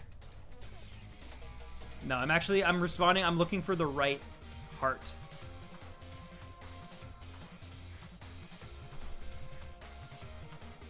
You really want that shiny NECROZMA? I don't have any. That's okay, John. I don't either yet. I'd wear that shirt every day. I know, man. I'm so, like, it's so sad. Even, so this is actually something interesting, too, and I think you would have liked it. I gave you a nice little video that I made instead. So I fully expect you to do the same when it's my birthday, of course, because that's how it works. What is friendship if not just, like, a way to exploit your friends for gifts? But, no, but for real, though. But another thing I was going to do, and Nat actually reminded me of it yesterday because it was still in the Amazon cart, but I couldn't ship it to you because of, you being in America and whatnot. By the way, I'm actually going to change the code now, so anybody who, like, hopped on early. So it is going to still be 5412, but then I'm going to spice it up 3214. What if that was the exact same one I did before, and my pattern was just the same? But no, I was going to actually get you, like, for real, a Death Stranding, like, the Art of Death Stranding book. It was actually pretty cheap, all things considered. Like, for an art book, I thought it was actually a really good deal. But it wouldn't ship. It literally would not ship. And I was like, I don't know when I'm going to see him. If I knew I was going to see you, like, in the fall even, I would have been like, for, like, guaranteed, I would have been like, all right, let's go. But the way the vaccine's going and stuff, I was like, I don't even know, man. I don't want to, like, sit on this. We're, like, going to move soon. But yeah, the video will never be topped, broski. Yeah, that's just for you, too. You never have to show that to a soul if you don't want to. And if you do want to, you can. But, that's just for you. I'll never show it. I'm looking into Ocarina of Time random multiplayer because I thought we would have to port forward, but apparently not. So if you're ever down to play it, let me know. So yeah, I actually have no idea how that would even begin to work, Joey. As I think you probably know, I'm pretty typically very bad about, like, just gaming at all on PC. Like, at this point, let's be real, I should probably have Dolphin or some form of way to, like, play GameCube games online, or even, like, Citra being, like, what I do with Pokemon. Like, you would think I'd have Citra. Never figured it out because I'm just, like, that inept when it comes to that stuff. I'm about as inept when it comes to, like, setting that stuff up on my PC as Barley is inept at making my dad cry. But no, for real though, Barley, funny story. I'll tell you a funny story that I told Roy last night. But yeah, that sounds really fun, like, legit. I have no idea. So that's something that, like, we definitely have to take to the DMs and kind of figure out together. And, like, you kind of have to walk me through it maybe because, yeah, I'm pretty bad at that stuff, to be fair. I'm like an old guy. Burgers? What burgers?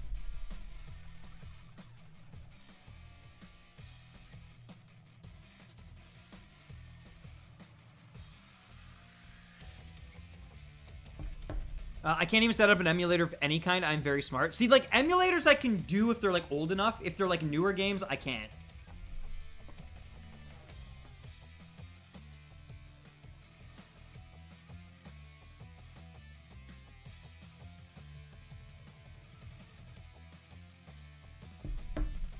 Hamburgers?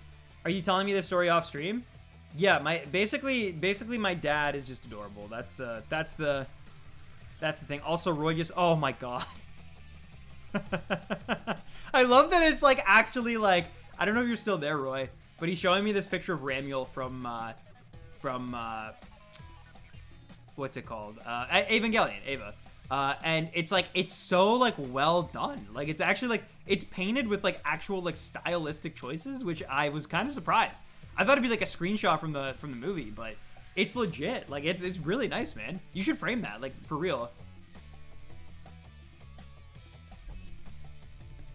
But yeah, I'm waiting for you to catch that shiny. Then I'm out then out, I'm gonna catch a shiny. Nice, John, nice. Yeah, well, hopefully it happens today. We're gonna go till 80 encounters tonight, so hopefully it happens between now and then. Gonna steal that Vikavolt, excuse me, from everyone. It's art of me in the oh, sorry, you're talking to Damien. Yeah, I'm excited to have my waifu on the walls. It's crazy that I went years as an anime fan calling waifus waifus.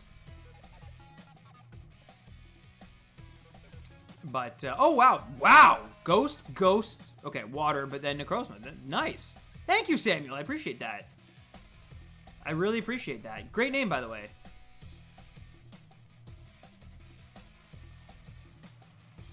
Yeah, I know, right, Ned? What happened to this small, skittish boy who loved his friends and his family and hated anime? Now he hates people and loves anime. It's, you know? Yeah, I used to pronounce it waifus. I don't know why, for years. Like, I'm talking, like, I went to Anime North, which is, like, probably Canada's biggest anime convention, with, like, cosplay and everything, and still thought it was waifu.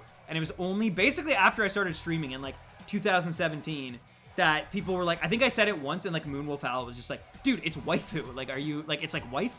And I was like, oh, yeah. By the way, I'm watching so much anime this season. I'm, like, on a big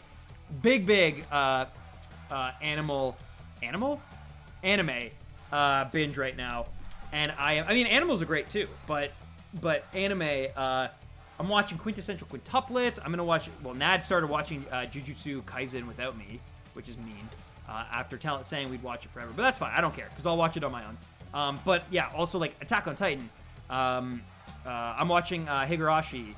I just finished up Fruits Basket. Like, just so much good anime right now, it's crazy. Haikyuu, the 4th season recently. There's a bunch of other stuff too that I'm on. It's not even just ReZero. I'm on Animal. Ramiel or Misato? One's my mom and one's my love bar. Like, come on. I hope Ramiel's your mom in that equation, I'll be honest. Because some of the stuff you've said about, like, if that's your mom, that's... Uh-oh. I don't know a fave album, I just have a fave song, and it's Clint Eastwood. Nice. Nice, Damien. What game is this, John? It is Pokemon Sword and Shield, but specifically it's the DLC. I'm more into playing anime, which is why I'm into Persona 5 instead of, like, hey, I totally get that. Persona 5 is a game that, like, I really wish it had to come to the Switch, and at this point it seems almost impossible, other than maybe, like, you know, 2 or 3 years. At the very, very end, they're just like, F it. Like, just do it. You okay, Jacqueline? I know, Roy's crazy, I know, but you gotta calm down. You gotta calm down, alright? And Winston's... Are you Winston? Are you my dog incarnated? Because... Are you barking? It sounds like you're barking. I don't have DLC, I want to join you battle. You can't without the DLC, unfortunately. That's not my choice, that's the Pokemon Company's choice. They want their money! Just like Roy Boy on his stream. It's all about the money!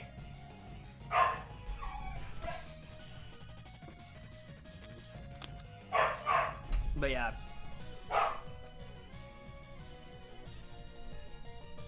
So as I talk a big game, but I also, when it comes to certain parts of like anime fandoms and communities, I really know nothing. Truly.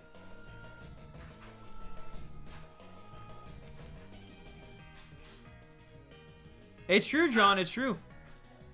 Do we have an age limit to watching the streams? I mean, we have whatever YouTube's built-in age limit is, right? Woof is oof. Yeah, it's because my fiance's coming home. So he's like freaking out because she's home. Because it means that he gets to go outside. For the record, I do take my dog outside.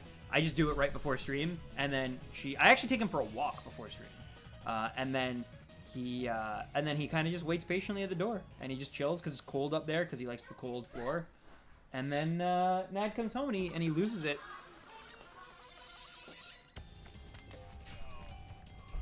Oh, really? Joey? Oh, well, you know what? I think that's a great new catchphrase for you. I think woof is oof perfectly said. You should change your channel banner to have like the in quotations like woof is oof. Joseph GameSafe. Joseph Heightened Reality Experience Vault 2021. Because I think that's a brilliant sentiment. I started playing Xenoblade 2 because of the most recent Smash announcement, Smash forced my hand. See, the thing is, here's the problem with Xenoblade 2 for me is, like, I know, like, I thought about it too, but it would require me to play, I would need to play Xenoblade 1 so that I could, like, I'm that type of person. Not everybody needs to, by the way. I'm sure it's fine enough if you, but, like, for example, I'm watching Hagarashi Go right now, which is basically Hagarashi New, essentially. And, yeah, did not realize that it's basically like, I thought it was like a remake. It kind of is like the 61st, like it starts as the 61st like episode of like this long-running saga that also like crosses over into a bunch of other games that the author made. He basically like made like a multiverse, and like it takes place. It's very not welcoming for newcomers is what I'm trying to say. So, but had I known that it was like that, I probably wouldn't have started it. But now I'm actually loving it.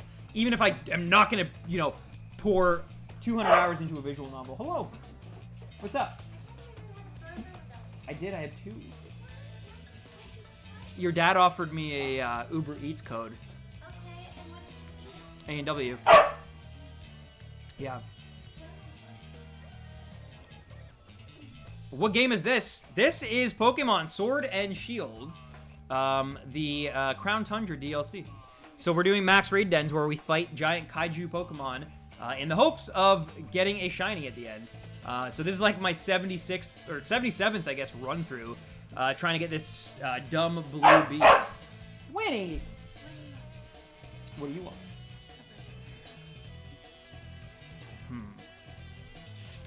Hi, Miss RandomTens. Hola. She just got home from work. So there's this like anime. It's like a horror anime basically. That was new this season, and like a bunch of people recommended to me. And it's called Higurashi.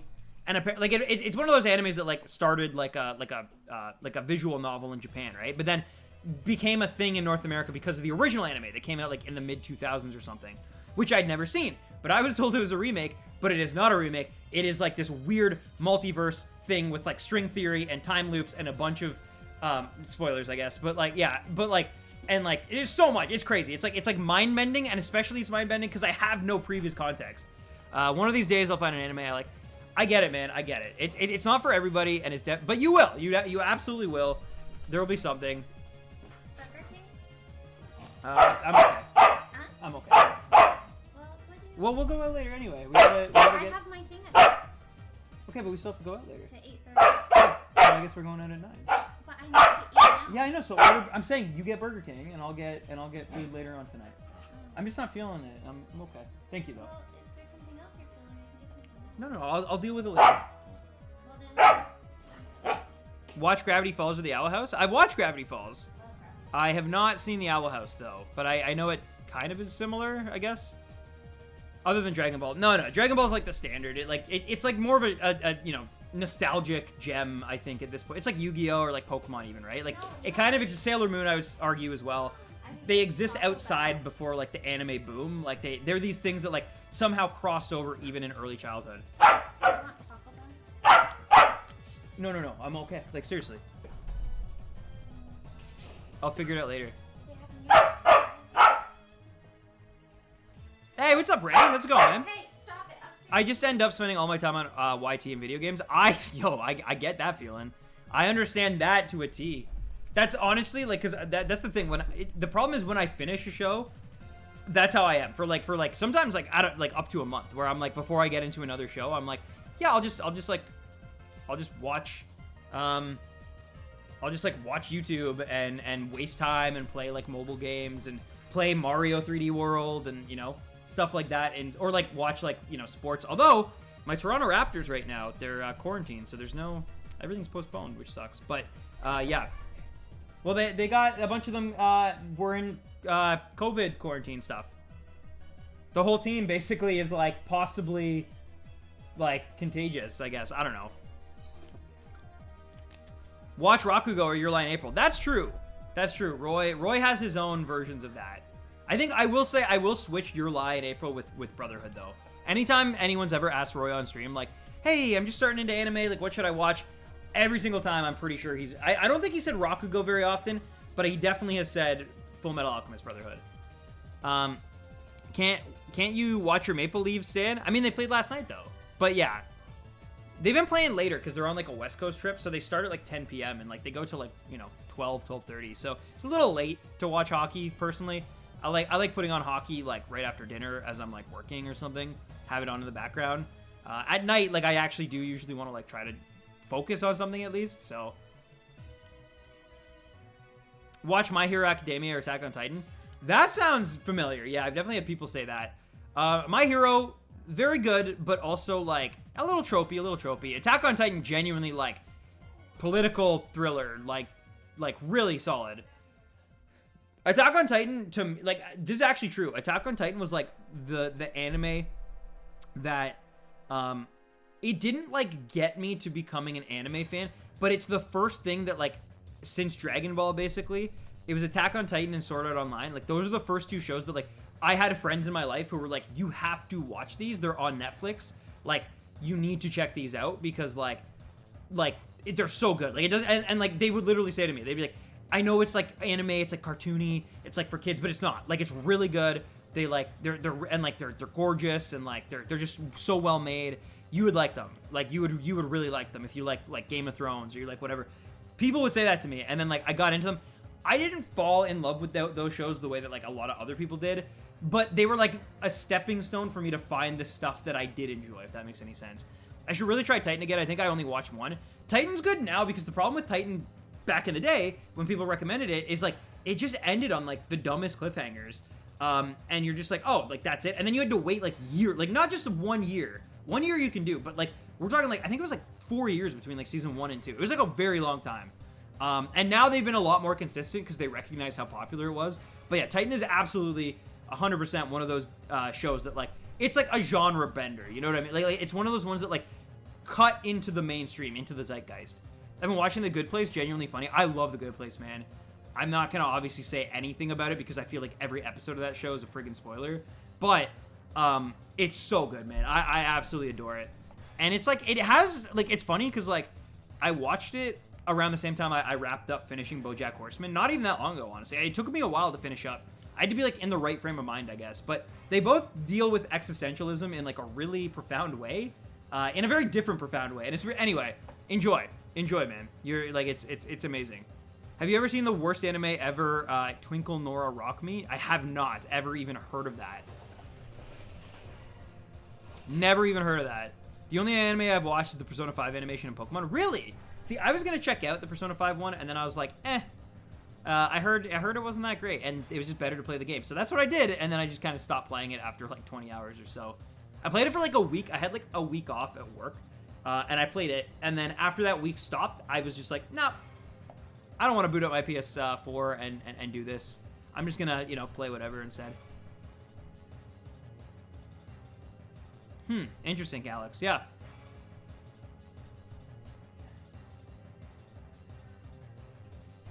Hi, Miss RandomTens. Are you gonna watch anime in the background? Yeah. That's fine. That's fine. It's fine. You worked all day. I get it. Also, I totally forgot we were supposed to watch it. It's fine. I honestly don't really care. I forgot my Switch, so I couldn't watch Criminal Minds because then I had nothing else to do. Oh, I see.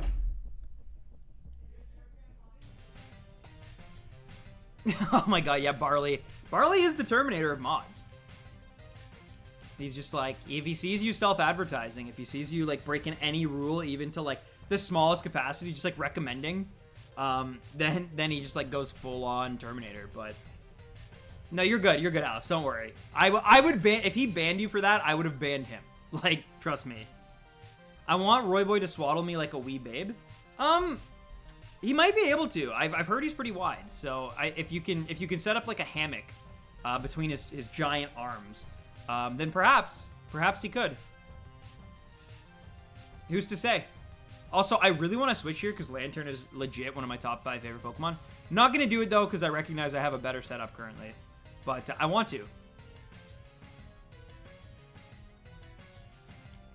Well, hey, you listen to Hollaback Girl once and then everything becomes bananas. B-A-N-A-N-A-S. Got him. But anyway. NECROZMA time, baby! Stan, tell Nad to put on Alice in Borderland or Sweet Home on Netflix. They're manga and manhwa that went straight to live action, and they're actually great. I've heard really good things about Alice in Borderland. I haven't. I read the first, like, 3 volumes of that. You did? Yeah. Of which one? Alice in Borderland? Really? Okay. Apparently she read it. Wow. Really flexing your weeb muscles here. But I don't remember it much. I did enjoy it, but then the library didn't have any. But apparently they have a live action movie on Netflix. Why do I know Sweet Home? Was it like a game? I know you said it's a manhwa, but I feel like, why do I know that name? I know it. Ha, nerd. Right?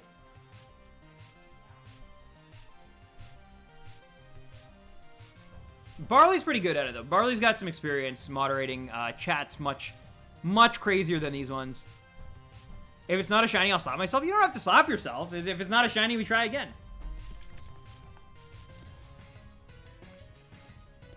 You're right. I hope I won't get banned. Nick Meister, I'm just saying, man. You're on your last straw.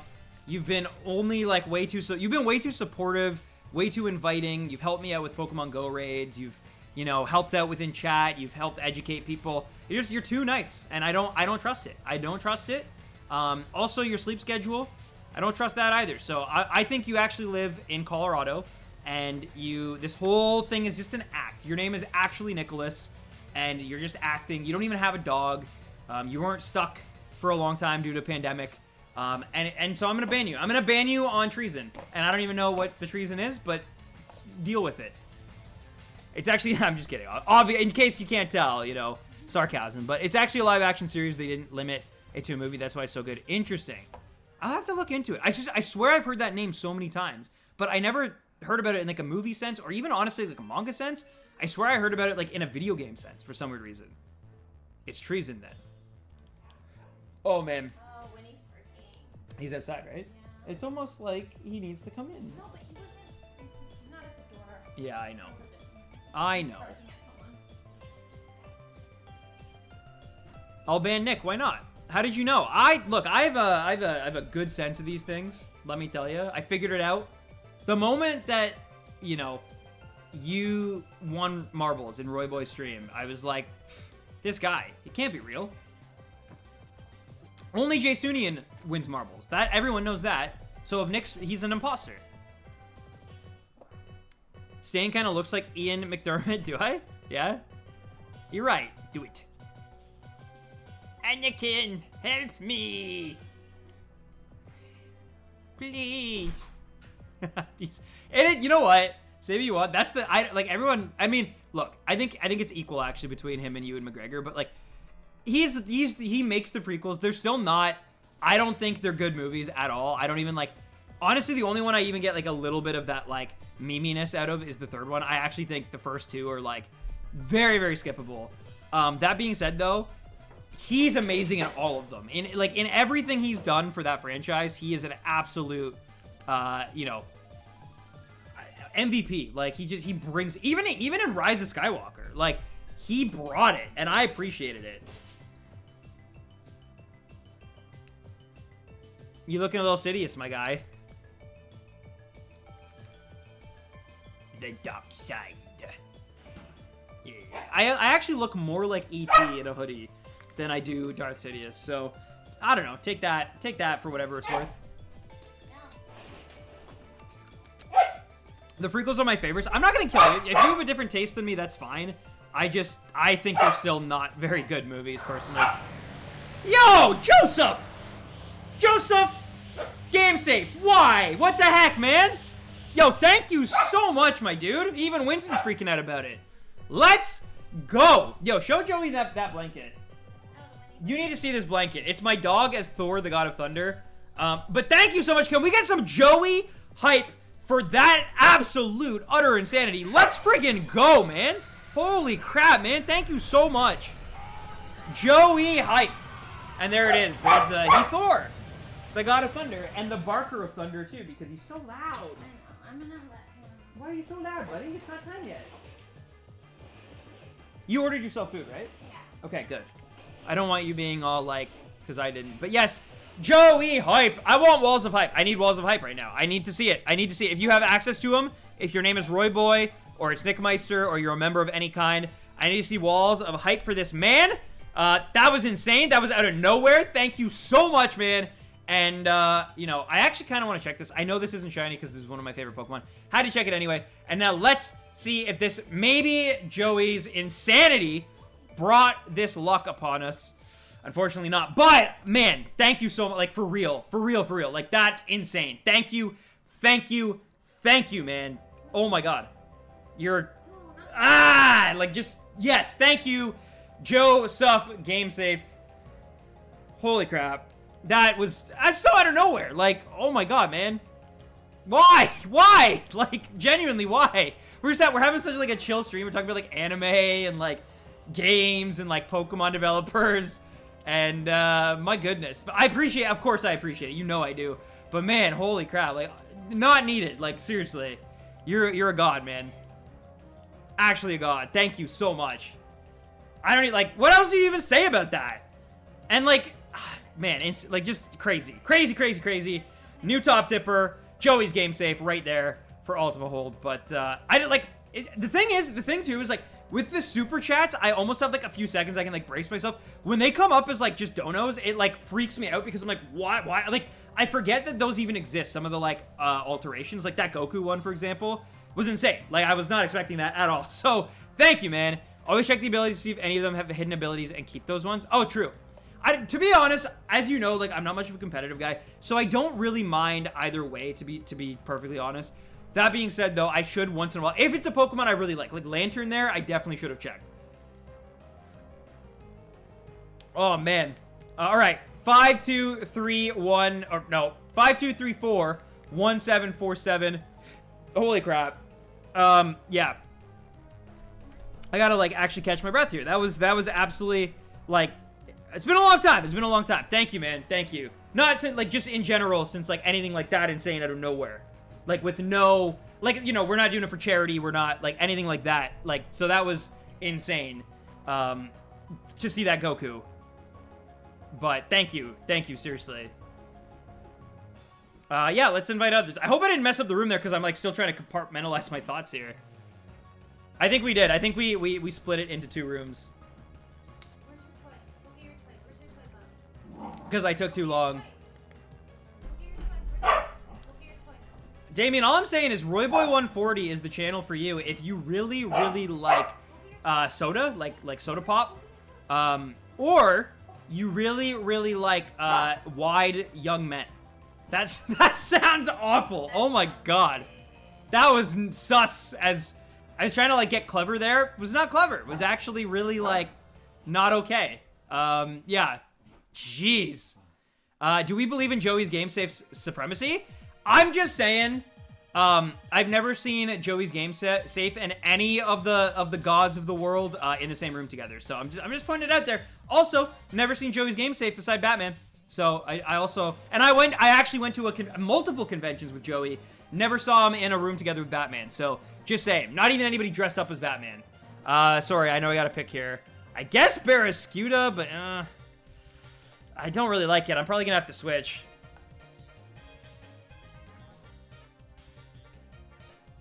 No, that's... Roy, how many gifted subs for you to do a Fortnite Friday stream? How many would it take? Obviously I can't get you to the full, like, whatever it was. You're like, but how many? Hold up, why am I hosting this raid and not you, Stan? Because I took too long to put in the code, so you actually registered the code before me. It does happen sometimes. Luckily, I guess there's not enough people fighting amongst themselves right now, but in the past, we've actually had it where it kind of accidentally created, like, 2 separate rooms with the same code, which caused some issues. So, luckily that did not happen this time, it seems. Ow, no. Look at Doggo. Oh, he's adorable. But he's also kind of a nightmare. He ate your dad's blanket today. He, like, ripped it and then, like, ate a piece of it, the gray God, one. never mind. Yeah, so be very careful. Okay, alright, I have to do that. He's 7 months old. He recently discovered that there's still a life after neutering. And he almost got hit by a car today. That's a true story. Yeah, that's a true story. So we were walking back. So we live on, I've told you guys, we live in the boonies. There's no sidewalks on the road that we're on. So I was literally, but there's not that much of a walk between the sidewalk to get to the house. But for whatever reason, within that time period, like, we began walking towards the house on the road, and I guess this, like, very clearly, like, young driver, I think, honestly, coming home from high school, like, her and her friend were in the car, and they looked extremely young. Like, they didn't even look like they should be driving at all. And they, like, didn't know how to deal with him as a dog on the road. So I'm, like, trying to hold him back, but they're, like, slowing down. Not to even look at him, because he is adorable, but, like, but, like, they're afraid they're gonna run him over. But in doing that, they were, like, starting and stopping, which was making me, like, start and stop. But when I would start up again, I would loosen my restraints a bit. But then, because I thought they were stopped, but then they would start up again, and, like, he just wanted to, like, see them, because they had, like, the window down in the winter, which is weird. But, like, literally, like, so, like, he actually ran right beside their tire, and then they, like, started up again. So, because, like, they were just clearly nervous, and were like, what is this dog doing? And I was like, what is this car doing? And it was just a bad sequence of events, unfortunately. But yes. So, luckily, he's okay. He didn't get, like, a paw ran over or anything. But, it was actually very, and then I was like, part of me was like, I wanted to apologize, because he was being kind of, like, overstepping his boundaries. But at the same time, like, I had him on a pretty short leash, like, and I kind of wanted to be like, I literally wanted to kind of look at these girls and be like, what? But I was like, they're young, nothing bad happened, there's no point. But I was kind of, like, mad. I was like, if you're gonna stop, you have to stop. If you're gonna go, you have to go. Like, this puppy does not know the difference between the two, and there's not enough space on the road in this moment. Because, like, they swung around the side, and I'm telling, like, I know it's hard to explain, but there wasn't enough mass for me to get far enough away that the dog couldn't go up to their car, which was fine when they stopped, because I was like, okay, now I can take him away, and I can loosen my grip. But I had to do either one. I had to either plant myself and just hold him tight, or I had to, like, actually let go and, like, get off the road. But they weren't really letting me do either. So anyway, luckily he's okay, though. That's all that really matters, but... That is weird, Joe. You're putting in the code and everything? How wide was the road? It's not that big either, to be fair. Again, living in kind of a country town. And it's not... The other thing, too, is, like, it's a very, like... They must have lived, like, on the street or something. Or, like, one of them lived on the street. Because, they were, basically no one ever used that road. Like, I wouldn't say I'm quite as secluded as Roy. Nor am I as wide as him. But, I certainly am... oh, I got it. Wow. Sorry, guys. Sorry, Austin. But I did need it. Because I was going to have some issues. We got Scyther. We got me and Xiao. I mean, we can go Scyther if you guys want. I know it's the better pick. Oh, I accidentally picked it. I actually didn't even mean to do that. I hit, like, one of these buttons. In those instances, it's just better to let the car drive past, especially if you're walking on the road. Oh, for sure. But again, the problem was, like, I wasn't thinking, like, these are young, nervous teenagers. I was thinking, once they're stopped, they're going to stop. But they didn't, right? And that's, you know, fine. But yeah, luckily nothing bad happened. They're not stupid. They're not, like, they're just inexperienced. They're nervous. They're a bunch of, like, it's a bunch of young girls in their parents' car, clearly. Because that car is way too nice. Unless they're, like, super, super wealthy. It's their parents' car. And I was just like, and they sped around the curb as teenagers do. And by the, like, so I didn't have time to react to get off the road fast enough.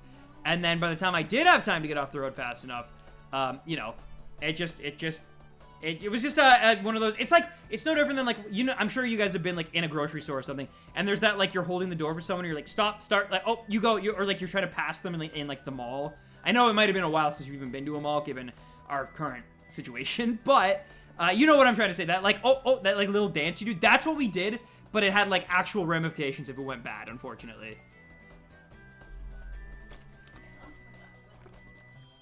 I live in Texas, a country state. Well, Texas, like anywhere though, has its it has all sorts, right? It's a country state, but it also has, like, Austin, which is very, very liberal and very, very art focused, and there's a lot of you know, there's, like, South by Southwest, and a lot of movie makers, like, actually are come up through there, at least indie wise, it seems. So, you know, everywhere has that. Like, I live in Ontario, which has Toronto, which is very, very liberal and very, very artsy, and they film stuff all the time, and you see famous people a bunch, and there's a lot more going on, let's put it that way. And then here, it's very, like, neighborly and very, you know, there's pros and cons to both, trust me. The thing I will say I like the least about out here, though, is it feels like everyone's kind of, like, stuck in, like, a time capsule. And, like, you know, there's still a lot of, like, bigotry and stuff that goes on that I don't really like and I don't really agree with. But it's so ingrained in, like, people here. It's weird. And like, it feels like, and the weird thing too, especially, is like looking back at like before I really had like a presence online and got to know people from all, you know, walks of life, and was really like primarily insulated in my little small town. I kind of feel like I was probably like one of those people too. Like I don't think I was ever outwardly like a bully about anything, or ever like, you know, a disgusting person in regard to that. But I'm sure I made mistakes. I'm sure, you know, I had like a thing against PC culture and stuff, and you know, like, because it's just like, it's like ingrained in you. Like, it's so weird. Nope, we're going down. Thank you. But like, you only know your experience and what you're kind of like taught, and not that my parents brought me up to be a bigot or anything, but like, you kind of like just fall into this because of your friends and because of like just the small town and like having no perspective on things, that it makes you like, you know, kind of a doofus about certain things. To, you know, I know I said a bad word, doofus, but my point isn't that small towns are bad, but it's that if you're in a small town, I urge you to like go, if you can. Obviously right now it's not the time, but go out of your comfort zone once in a while. Go, you know, go on a trip. I know, like, for me, what really opened my eyes, I think, around the same time as like having this YouTube channel, was going to Tokyo by myself. It was the first trip I'd ever really been on by myself, outside of Canada specifically. And it opened my eyes to like a lot of other culture and how, and you know, like embracing and kind of respecting how other people choose to live their lives. And I think that is it is, you know, a good thing if you're able to do it. I know not everyone's able to do it, and I'm really not trying to slander the you know, homegrown experience, because I love the homegrown experience. I'm a byproduct of it, but I think it's good to have both if you can. Because I also, for the record, I know the reverse too. I know the people. I know a lot of people who have only been absorbed in this like insular bubble of like city life their entire lives. They've only ever known that. They've never known like what it's like to go to like a drive-in movie theater, like have a cottage experience. And again, not everyone's you know, privileged enough to be able to do those things. I get that. But I'm just saying, like, they literally look at everyone from the country as like these little like hick backwoods, and that's not true either. I know some of the smartest people I've ever met came from my like hick backwoods town, and it is a hick backwoods town. I literally grew up in my teenage years like having cows across the street and smelling manure and having a tractor, and like these are real things that, like, you know, I experienced through my life. So and you know, everyone knew each other and everybody like. So, but there is something to the camaraderie and the neighborly. Like, for example, me and Nad in Toronto in our apartment, we saw our neighbors a bunch, but we never really like interact with them besides like pleasantries. Meanwhile, like the other day, we went and dropped off a bunch of like desserts to our neighbors across the street for helping us, because they snow plowed the ends of our driveway, or snow blowed, sorry, because we don't have a snow blower, which was really, really kind of. They didn't have to do that, and like that's the thing that you don't really get in the city, right? It's like people looking out for each other. As much. You get a little bit, but like it's not nearly to the same level. You don't really like know thy neighbor, if that makes any sense. Sometimes you don't want it, to be fair. But yeah. Fertilizing season is rough. Oh man. Sometimes it's weird because sometimes it's so much and so potent in the air, it smells like vomit. Like you actually think that it's like it smells like toxic sewage waste. Like it's gone beyond just like the smell of like cow poop. Like I can't explain it unless you've like lived it. I'm sure Roy knows what it is. You for sure would know what it is, Joe, but yeah. True, Dingus, true. But even then, right? Like, I knew a guy, I worked with a guy from Sheffield, England, which is a little more rough. It's a little more rough than London, proper London, eh? But yeah, and you know, he was very much like, he said that. He like looked at the people from like proper London as kind of a little more snobbier, uptight, polished, you know, that kind of thing, and he felt more like blue collar, more tradesman, you know, jack of all trades, that kind of thing. Sorry, Slim. I know I got a little graphic there, but yeah. I'm gonna be straight up honest here, Bartles. Did not know that California had cows. I really didn't think, like, I can't imagine a Californian cow. Like, I don't know why. It doesn't seem like the climate, in my mind at least. But then again, I should say Ontario is known more for its dairy cows, whereas California might be like the beef cows, like trying to, I don't know. During fertilizing season where I live, you feel like getting sick just walking out the front door. The worst is you can sometimes smell it through the windows of the car or even your house sometimes. Very rarely, I will say, the house thing. In the cars for sure, though. Oh, Nav, he's talking about the accent. Oh, I'm sorry, Slim. I'm sorry. I think my Sheffield accent's pretty good, I thought. It's not bad. Hey, hey there, Stan. My name is... Well, I don't know. Is Slim from Sheffield? Because that's literally how Matt Massey sounded. He'd be like, hey guys, they call me Dad Papa Smurf. He's a good dad of mine. Or he didn't say mine. He said, me dad's a good guy. I love me dad. Me mum's doing real good right now. I'm having some chicken breast and some like that's literally. I swear to God, if you listen to him, that's literally how he spoke. He had a deep voice, but he also had an accent. He did like I can make my voice sound as deep as I did Matt, but it doesn't sound like I'm saying me mum. I'm just saying, Southern California, I can't say it. California has a lot of valleys, and there's the whole fertile valley up north. That's fair. That's fair. They have a lot of wineries. I know they have a lot of wine stuff. We have a lot of wine stuff too, actually. We'll never get to do it. Sheffield, yes, Sheffield. Sheffield in the in England. This one time he told me the story. He's like, so I'm actually from Sheffield, right? But I was working a day job at in Bristol or like maybe not Bristol, but like Brisfield or like something with like started with a BR.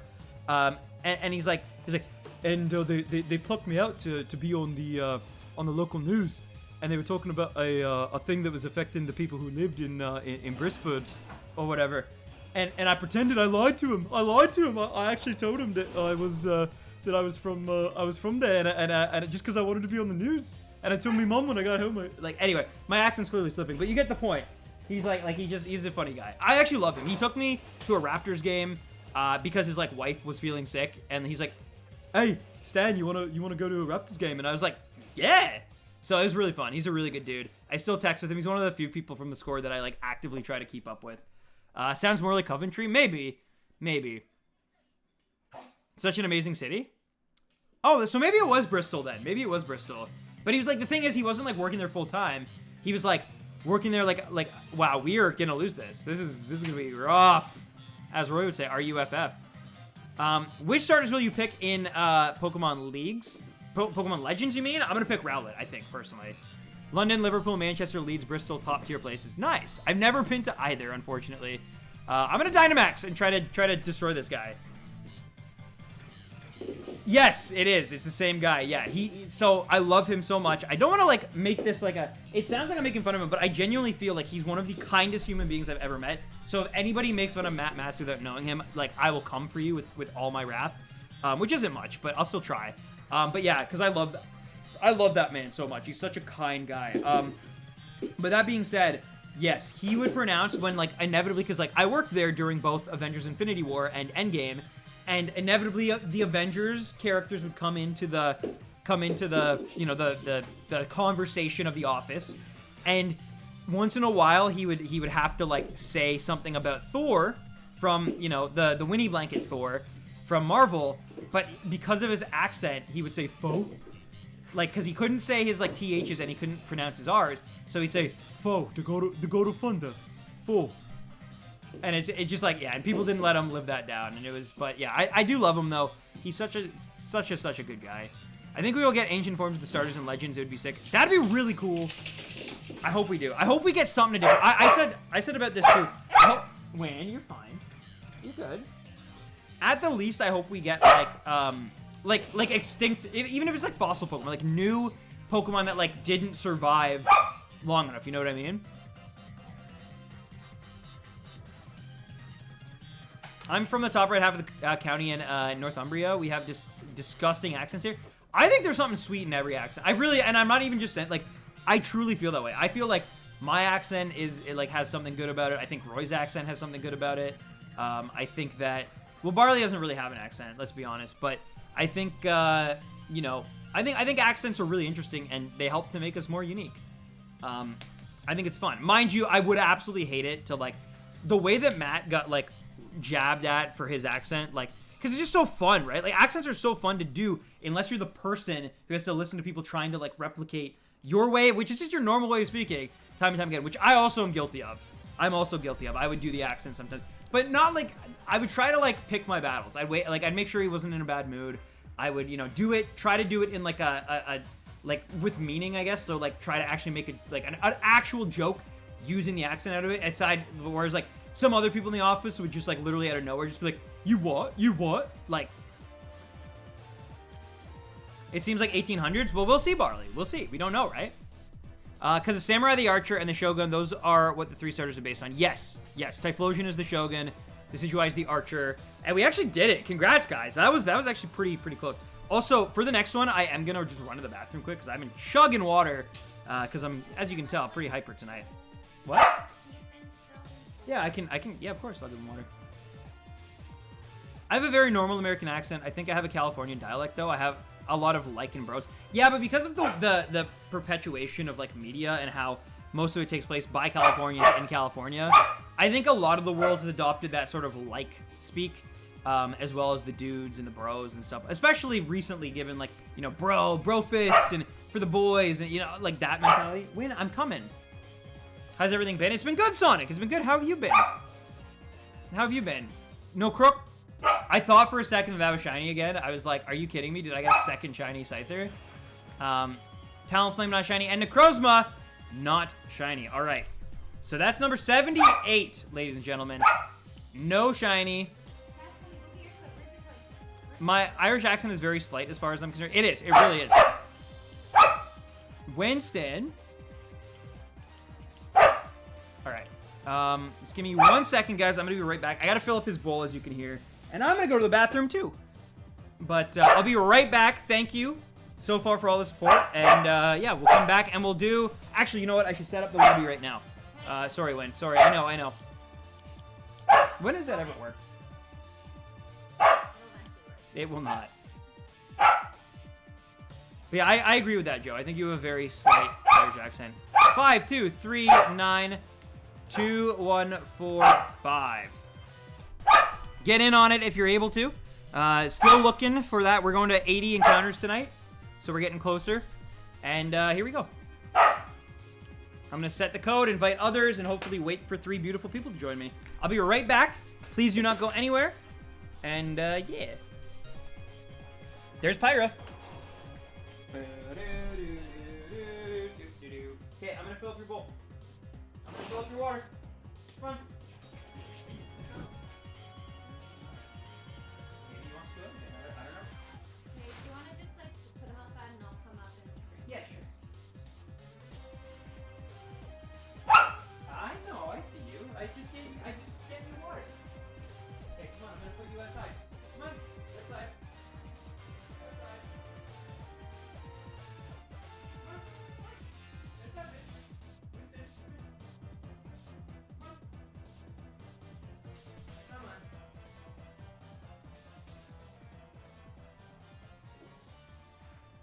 Come on. Go pee.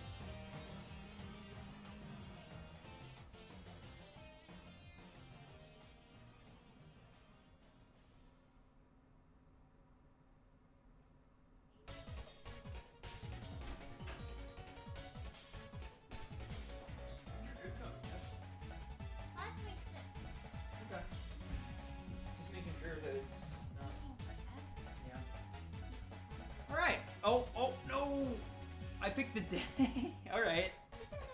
All right. I'm back. I am back. Back in black. Except I'm wearing blue. Get to know the Roy boy is true. He's got 9 lives. Anyway, I'm back. Ready to attack.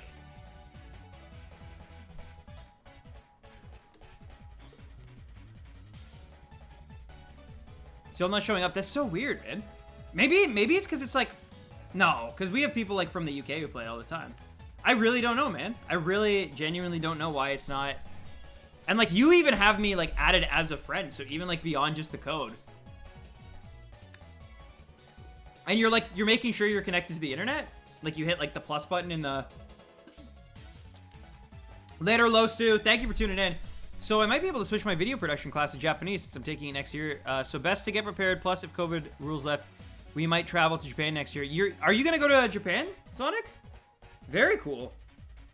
I went to Japan when I was like 20, so I definitely understand the desire to do that. Hopefully, you're able to go. Although I will say, because of the error.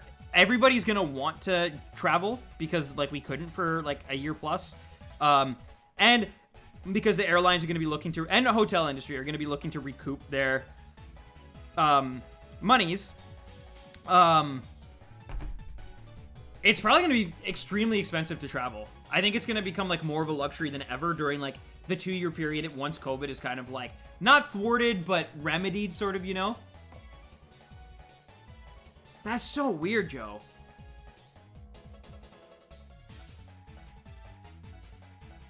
But I still, that should not like dishearten you. That should not.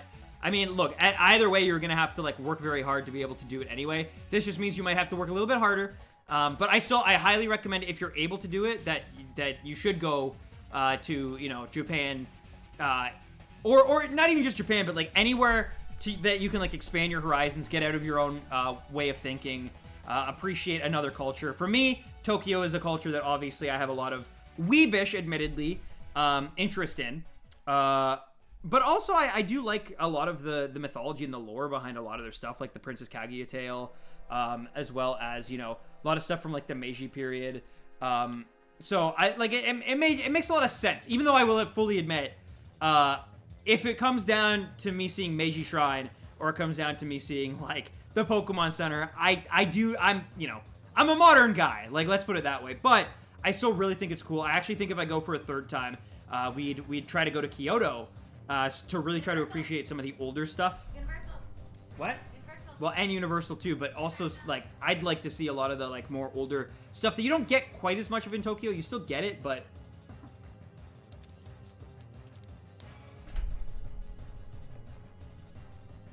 Yeah, I mean, you should. If you can do it, you should do it. But I'm just also saying, like, be careful. Don't bankrupt your future to go on one trip. Be very careful about that. A lot of people do it, and I feel like a lot more people will do it in order, again, just because we haven't been able to have, like, worldly experiences lately. And I think a lot of people will feel the pull of that. Does one of you guys want this? I feel okay with my fairy. I mean, okay, I'm gonna put in for it, but like, okay, I did get it, but I didn't necessarily like need it. Of course, yeah. Oh, absolutely. I think learning another language, Sonic, in any capacity. I see Drifblim or whatever coming up, but yeah, learning another language in any capacity is only beneficial. So yes, absolutely, still do it. It's only gonna help you with many facets of your life. So do it for sure. I would never say don't do it. I'm just saying, like, I think, like, we're gonna see a crazy, like, you guys thought the roaring 20s were crazy, like, in, like, the 1920s, because they came out of, like, the Spanish flu and everybody, like, put stuff on credit cards and, like, freaked out, and you thought that was crazy? Wait until you see what happens in this, like, influencer, Instagram, TikTok era, when people want things immediately, and they want experiences, and they haven't been able to have them, the middle class. Like, it's gonna be insane. Everyone's gonna be travel blogger. What's that, sorry? Everyone's gonna be travel blogger. Yeah, everyone's right. Everyone's gonna be like, I'm gonna travel and I'm gonna film it, and like people. And right now, people are saving money, so they might be able to do it too, because like they're not spending on travel, like just to get to and from work every day, so they're not spending money on gas. They might have, you know, like me and Nad, for example, like we moved back home, so we're not paying like, you know, Toronto rent. Like, can you not do adventures through the Wycom? I thought you could, but are you talking to the lady at the Max Raid Den? Because you have to talk to her through. You have to actually talk to the lady at the Max Raid Den, and put in the code that I'm putting in. You don't put the code in just the Wycom. You have to actually like talk to her and then put in the code in the menu at the Max Raid Den area. So maybe that's what's happening. I don't know. You might be doing that, but I mean, look, they all have their pros and cons. Nick Meister for sure. That being said, what I can absolutely say about Japan, and Tokyo specifically, admittedly, but what I can absolutely say is that the reason I like it so much is because I feel like I can actually explore it, but feel 100% safe. Like, even the areas that I've stayed in twice now is actually, like, considered, I guess, by people in Tokyo, like, a little bit more of a seedy area with, like, a, you know, wild nightlife and some ties to...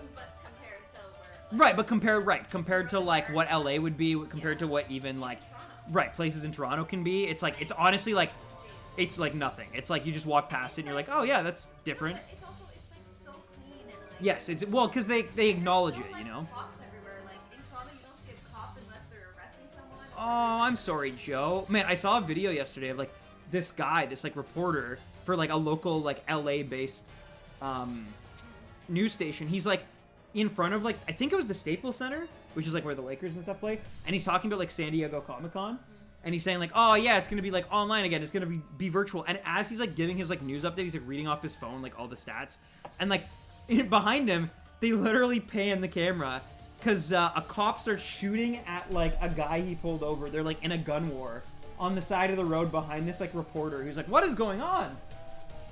And it's just like normal. He's just like, ah, yes. So this is another story, news story, breaking story here. We're first on the scene because it's just happening live, as you can see. It appears that a police officer is exchanging rounds with with somebody he may have just pulled over. We're not sure why. We'll give you details. Like they just changed the story on the fly because like the crime was that like crazy. The States are scary. But yes, yeah, the States are kind of insane sometimes. Like that, just like that kind of thing, like just doesn't happen. Honestly, like anywhere in Canada. Like I can't imagine. Yes, stuff does happen. Trust me. Like literally, there was a shooting and a guy died across from where I work. Actually, across. Well, actually, I'm not gonna say that on stream. But yeah, somebody I know was like actually very very close to where that happened. And it's like you just like walk past like the place that I eat my I ate my lunch at once a week. That's where it happened. And like their glass was shattered and there was like still stuff on like concrete. Like it was gross. Like. I mean, I shouldn't say it's a tragedy is what it is, but I mean, like, it's just like crazy that can happen so close to home sometimes. But that being said, it's definitely also like one of those things where it doesn't happen with like the ease of response. Like it's still treated as like a big deal, you know? It's not treated as this like, oh, this is crazy. Like it's just a new news story. It's like, no, it was like, oh my God, like this guy's poor family. Like everyone's in the office talking about it. But yeah, it's all good. Hopefully you can join us for the last one of the night, Joey. Because I'm doing this one, and then I'm doing one more here. And yo, Anthony, dude, thank you so much. Anthony Calhoun hype with the super chat sticker and everything. Let's go, man. Thank you. How are you doing today, man?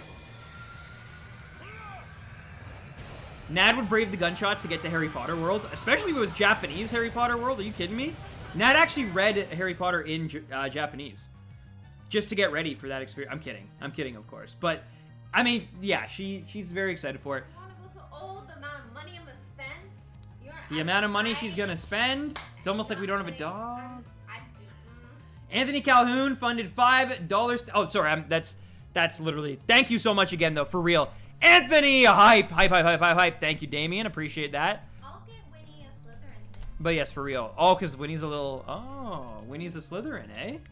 He's cunning and gets what he wants. That's true. In a very aggressive way. So That's true. He is And snakes bite and dogs bite. Yeah. You're only into Japan for the capitalism? Yeah, you're absolutely correct. Yeah. I'm just there to spend it. Good thing I didn't go there and then purposely go to the Suicide Forest in order to maximize my content and instead put my content Yeah, and instead put my content on my second channel where I got copyright striked immediately, which I knew it would because I chose anime music specifically after already having uploaded Tokyo Vlog in 2015 when I only had like 10,000 subscribers. But yes, you're right, Barley. I'm just there for the capitalism, dude. I'm just there to promote my brand. That's all. I didn't even write it off on my taxes like that trip,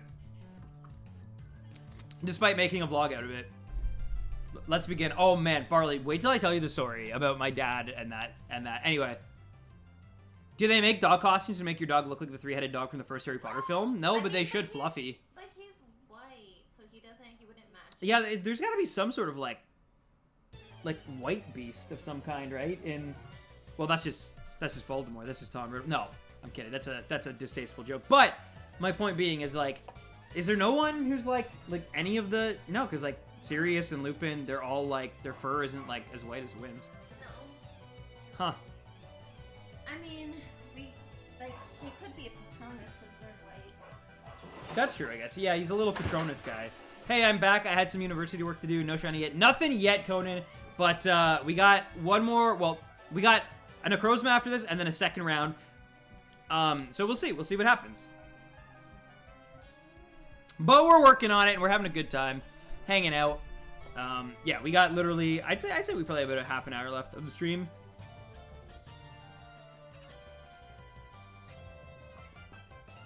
Buckbeak, he's the closest maybe.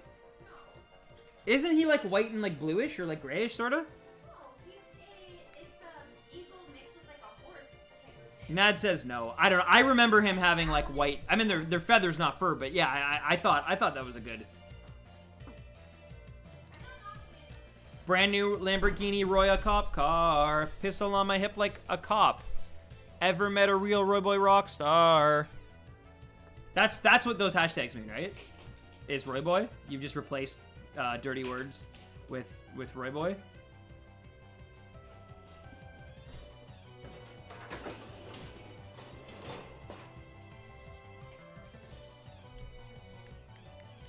Darkest lariat. Not just a dark lariat, but the darkest of all the lariats. Are you ready?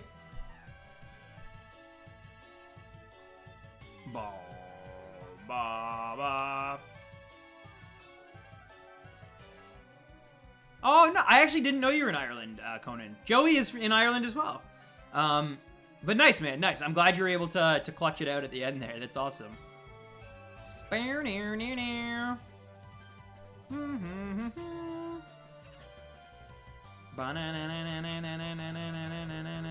still can't believe I won that Nuzlocke. I made so many boneheaded decisions. Like, if I had ever attempted a Nuzlocke in, like, any harder game than that, I would have been done by, like, the second gym. His secret name is Weatherwings?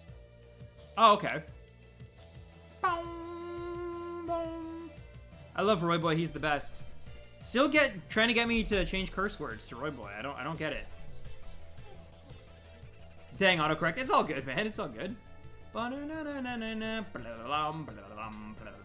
By the way, also, anybody out there who's, like, thinking about getting Mario pins, they added new missions. So if you were, like, kind of halfway there or, like, close, they added, like, I think 3 new missions that you can do. Plus, there's, like, a 4th one coming for Animal Crossing. So, yeah. Just on the off chance that you've already, like, whether you know it or not, completed some missions, and we're like, oh, I'm not going to have enough. I think they still have some Wave 2 pins left in stock. Mine showed up yesterday, actually. And, yeah, they, Come on, we're going upstairs. Let's go. Upstairs, please. Nope, upstairs. Let's go. My sister is currently in the UK. She got me a 3DS from there so I could play a game series they have over there. Oh, nice. What game series, Super Austin? Come on, we're going upstairs. Me too, Barles. Me too. For real. I'm in the middle of a sword Wonderlock, and Raihan nearly swept me. Yeah, I'm very excited to try a randomizer Nuzlocke in the future. Obviously, I set it as one of the member goals. But for a while, at least, I have, like, it was stressful. I was, like, more stressed than I had any, like, logical reason to be for, like, a game about digital pixelated creatures, like, battling each other. But I was, like, actually stressed. Like, it affected me in a way that I was not expecting. It's called Inazuma 11. I've heard of that. I actually have. Anyone here going to get Monster Hunter Rise? Oh, you know I am, baby.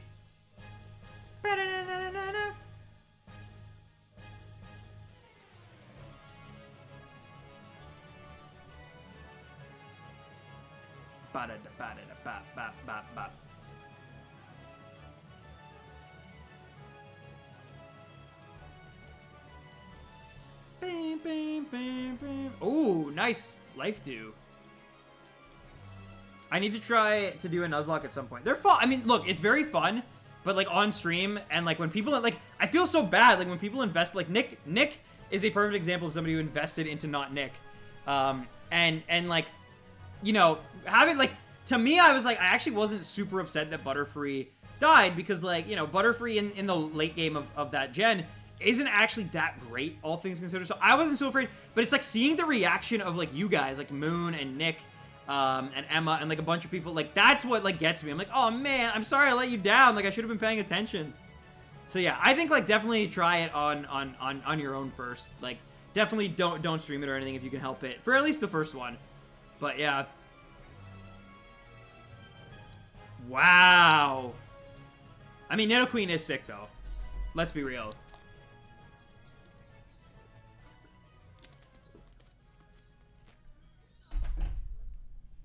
You know he's Roy. He's Roy. He's really, really Roy. He is so Roy. Got a whole little bundle of boys and all their names are Roy. It's Roy.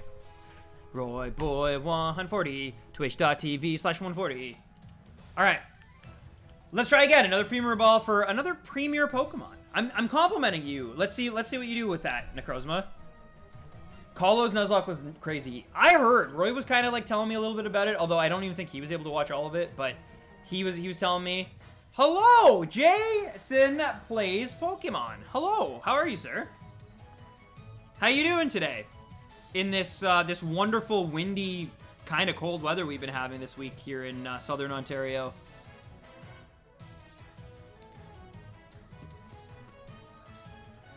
Rhyhorn's really good. All right, Crocodile. Not shiny. Audino, I don't know why I made that sound, but Audino, not shiny. Driplim, not shiny. And finally, will this one be the one? No, it's not. Gosh darn it.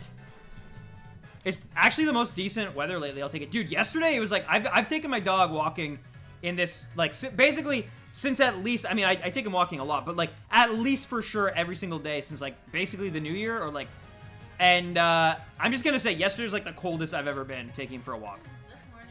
Like, 1,000%. I took him for a walk this afternoon, and it wasn't quite as bad. It was actually pretty nice, but the wind yesterday was insane. There's, like, trees on the road, and, like, just a bunch of stuff. But anyway, it's good to have you here, man. Hope you're doing well. I'm actually very curious what you think about, all these new Pokemon games, dude. But hopefully we can get Joe in this last one. Hey, what's up? Ian, how's it going? But yeah, here we go. The last one of the day. The code, if you want to join up, please feel free, is 356525514. That's 356525514. Not too bad, a lot of fives, but you know, pretty good one. And let's see who we get. This is gonna be the last one of the day, guys, because my fiance actually has, it's kind of like school, it's not, but it's like a little course she has to take tonight. Yeah, it's like a work training thing, and so she needs me to be quiet, basically. So yeah, and it starts at 6. Oh, nice, Ganon, nice. Days before were warmer, and we got Pyra Joey. I believe Joey made it, and Austin, let's go. We should catch up soon for sure, my man. Yes, absolutely. Well, I mean, finally, they've kind of like loosened their grip on everything a little bit, right? I mean, I know not like completely, but it's a little bit better than it is. You can actually like do stuff, which is, you know. But it's good to see you, man. It's good to see you. The snow is finally melting here, which puts a smile on my face. Joey is a freaking stallion, all right? Joey is like Rocky Balboa, but like actually taller. Like that's just straight up. Because, you know, Sly Stallone, he's a tough guy. I think he's pretty short though. I think he's like, you know, I think he's like 5'4". He's, you know, a little guy, I think. So Joey's actually like a better version of Rocky. It's like in Community, there's this joke about Jeff Winger, and they're like, you're actually taller than Ryan Seacrest, and you actually have like a more defined jaw. Oh my God, you're actually like more handsome than the guy known for being handsome. Like it's a very funny joke, and that's how I feel about Joey compared to like Rocky. He's the Italian stallion, but he's actually like the Irish dry fish. I don't. That's an awful comparison, but you know what I mean. I'm gonna come up with something good. The Irish.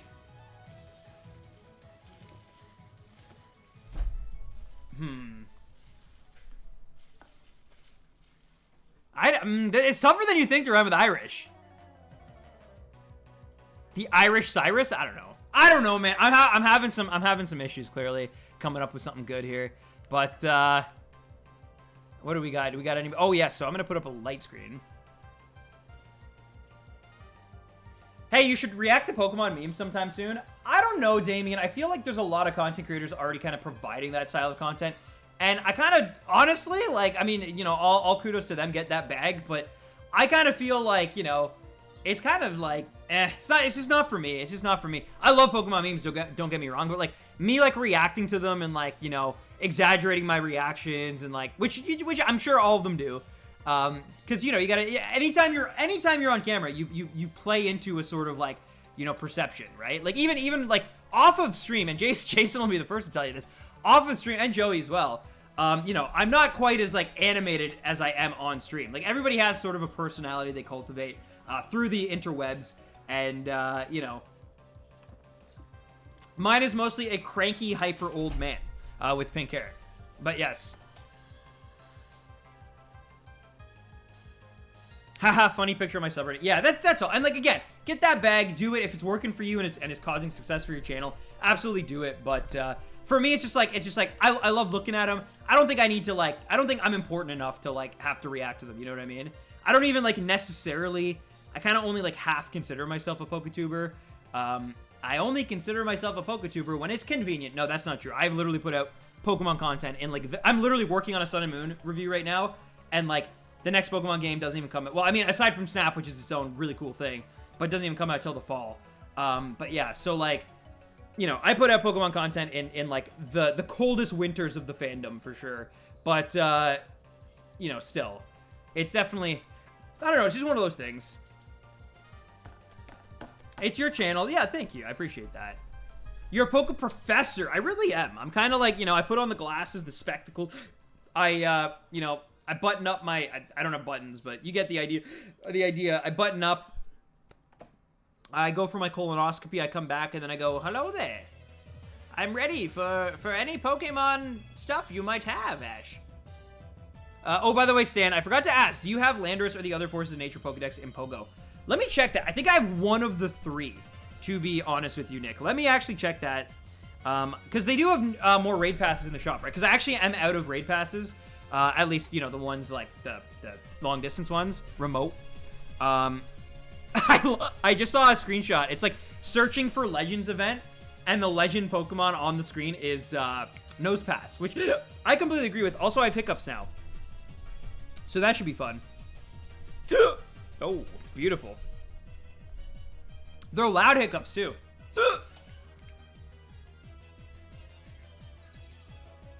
I bet if you get out that old Dusty Oakmeyer branded bow tie, you'll get the Necrozma. Maybe. Perhaps. I hope, well, I guess he's not. They've already shown that there's, like, a professor, there's, like, a new professor in Pokemon Snap. Oh my god!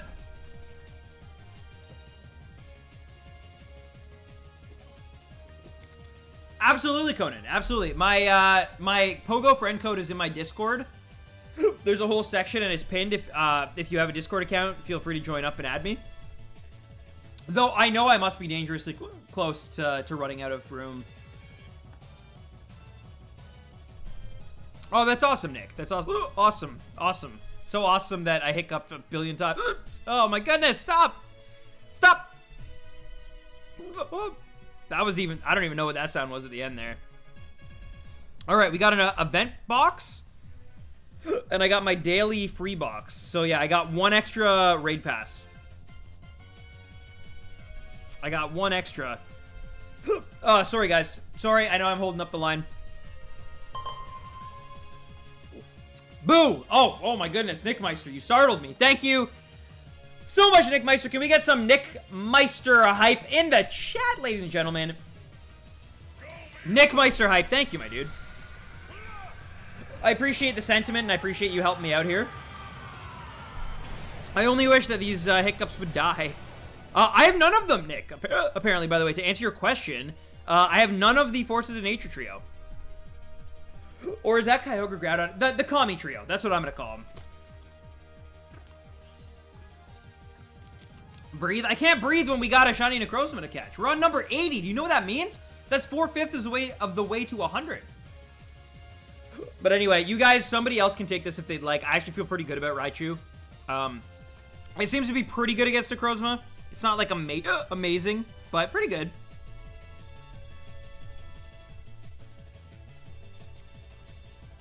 But yes, thank you, Nick. I really do appreciate it. You're a mensch. You rock. But yeah, I would say Pyra probably should switch. Or not. Okay, I'm glad I waited. I've done this long enough now that I'm finally, like, understanding that sometimes it's just best to wait. Just to wait it out, just so you know. Because sometimes with the, now I kind of wish that I had Raichu, though, going up against something flying. But, sometimes the delay on stream causes those, like, miscommunications to happen, which is totally understandable. But before I wasn't able to catch it, now I can catch it. Who used to call Ash Ketchum Ash Ketchup? Probably Barley, right? Alright, that sounds good, Nick. I don't think I have any of them either. The Swords of Justice? More like the swords of not being able to relieve myself of these hiccups.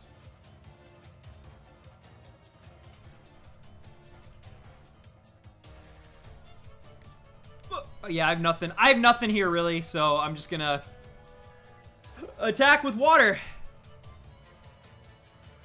You're all good. Take this. Oh, excuse me. It's like between the yawns and the hiccups. My goodness.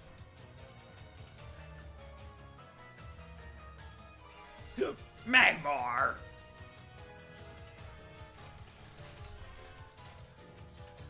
What are you munching on? Oh, you're right. Makes sense. Oh, fries, sure. Thank you. Oh, you got like a real burger. Oh, nice.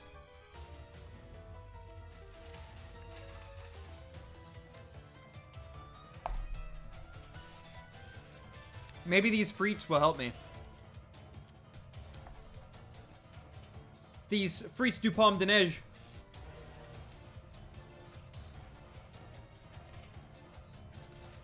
If we fail this, you can blame me. No, we should be alright. Holoch is a pain, and one of us will probably die.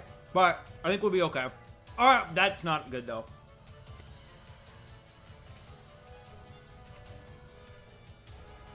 Especially when it crits.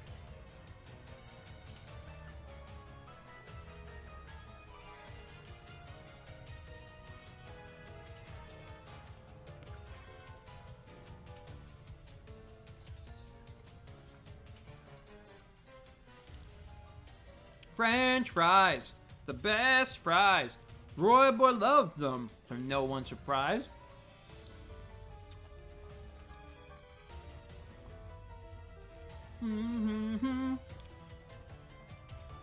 Nice. That's actually very helpful.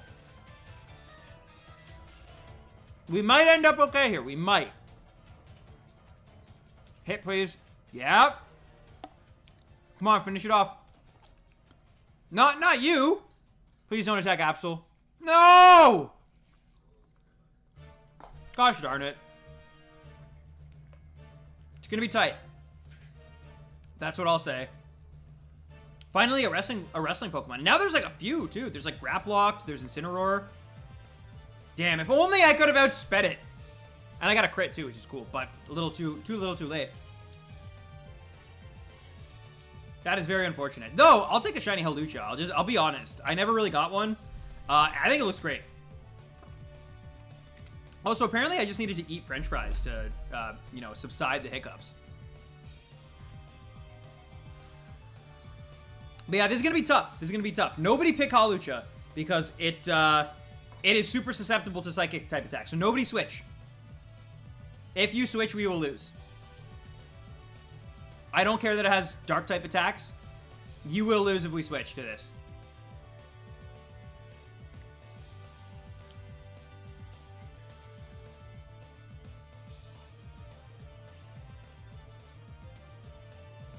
we could still very much lose. Don't get me wrong. It has max rockfall. That's going to really hurt our team if it decides to use that. So, you know, not good. But we have 2 hearts. We can lose a Magmar if we need to. And hopefully we have enough, between me and Absol, we have enough firepower to really get this thing down quick. Because, yeah, it's scary. It's scary right now. This is number 80, folks. This is the last one of the day. Also, as per tradition, it is the last one of the day, which means I got to promote member goals. We got 5 away. We're at 60 right now. 60 out of 65. It starts at $2 per month. Link is in the description down below. And there's a ton of perks you can also find down below in this description. Which, you know, I think is pretty good. I think that's pretty good. And if we hit 65, I'm going to do a Hot Ones episode with Roy Boy and, you know, burn my tongue off for all of you beautiful people to see. So if that, you know, tickles your fancy at all and you're excited about it, then please feel free. And you want to support the channel, most importantly. Members, you know, it really does mean a lot. And it's one of the nicest things you can do for any content creator. And it starts at only $2 per month, like I said. Anyway, back to the show at hand.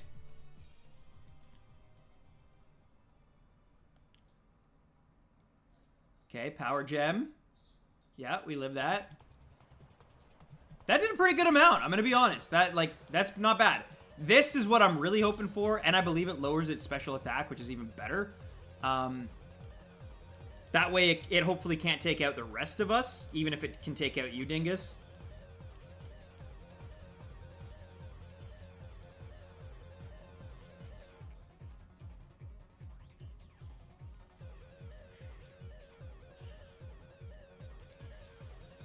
Just be careful, Joe, with the like stat moves, because NECROZMA has the ability. Well, not NECROZMA. Any of the bosses in these, I don't know if you know. You probably know already, but has the ability to, like, when it gets under a certain amount of HP, it can just get rid of all of the stat changes. So just be careful with that. I would say it's actually probably more important to just, like, lay it on as much as you possibly can. Oh, nice.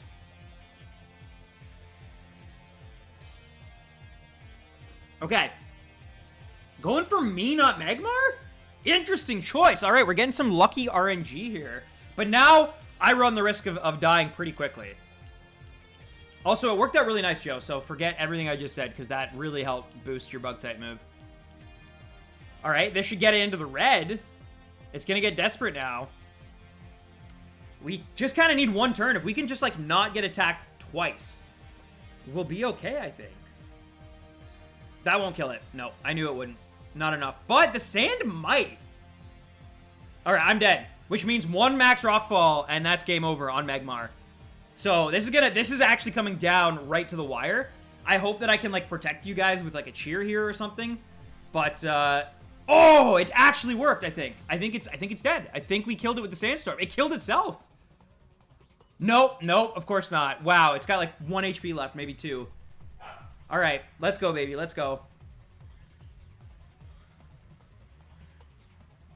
Come on. All right. I mean, it's a little bit, I guess. It's not really what I was kind of hoping for, like, raise, like, you know, special defense or speed. That's enough, though. Thank you, Joey. I take back everything I said. You absolutely were the MVP there. That Shell Smash literally saved the day. I don't know if we get it without that, to be perfectly honest. So, thank you, and congrats to everybody who's part of that. I hope each and every one of you gets a shiny NECROZMA here. Or something good, maybe a Hawlucha, maybe something. But that is number 80, my friends, and that is going to be the last one of the night. Perfectly round, even number. We got 8 encounters in today, which is actually, like, more than usual. I think usually we get, like, 7 or 6. So, pretty good. And, yeah. Let's see what we got here. Remember? I know, that's what I'm saying. Like, you literally saved our bacon, for sure. But yeah. So this is going to be it. This is going to be the last one of the day. Remember, I will be streaming again. Same thing, unless we get this right now. If we get this right now, it won't be the same thing. But if it's not, this Thursday, 3 p.m. Eastern Standard Time, I'll be back doing more of these. I could really use your guys' help if you're available to do it. It really does help having 3 other people. Escavalier, not shiny. Hawlucha, I was really kind of hoping that would be shiny. But I will accept it. If this next one is, let's see if our target after 80 encounters is going to be what we've been after this entire time. Drum roll, please. It is not shiny once more, unfortunately. But hey, it was still a really fun stream. It was great hanging out with you guys, talking about Pokemon, talking about anime, talking about Tokyo, just talking about a bunch of stuff, really. Even you, Barley. It was fun talking even with you about, you know, capitalism. But anyway, that is going to do it for me. Of course, before I wrap up today, I got to give a massive shout out to Jassim Altani, Chipped Pot, Joey's Game Safe, which again, dude, thank you so friggin' much. Anthony Calhoun and Nick Meister for their donos. Thank you so much. No new members today, but still, I felt the love in a big, big way today. Thank you so much, you guys. You absolutely rock. I absolutely appreciate it and cannot do this without your support. So, from the bottom of my heart, seriously, thank you to all the rock stars out there. You know, going that extra mile. And I know not everybody can, and I appreciate you regardless. If you can't, you know, become a member or donate or whatever, please consider, you know, dropping a like on the stream, sharing it with your friend, joining the Discord. Link to that is in the description down below. Checking out past videos. But yes, that is going to be the end. Robo, I'm sorry, but I will be back 3 p.m. Eastern Standard Time this Thursday for more NECROZMA hunting. But that is going to do it for me because my fiance has to start gearing up for work-related thing she has to do today. And I got to walk my puppy because she won't be able to do it tonight. So I'm going to have to, you know, be a single parent walking him tonight. But it's all good. I love you guys. I love your faces. As I always say, happy hunting, baby rhinos. Thank you once again, Joe, Jassim, and everybody else. And, peace out. Good night, ladies and gentlemen. Love ya. Bye. But we're gonna get it next time, right? It's gotta be the next one. In the next 7, we'll get it for sure. It's gotta happen, right? Right? Thursday? See you guys then.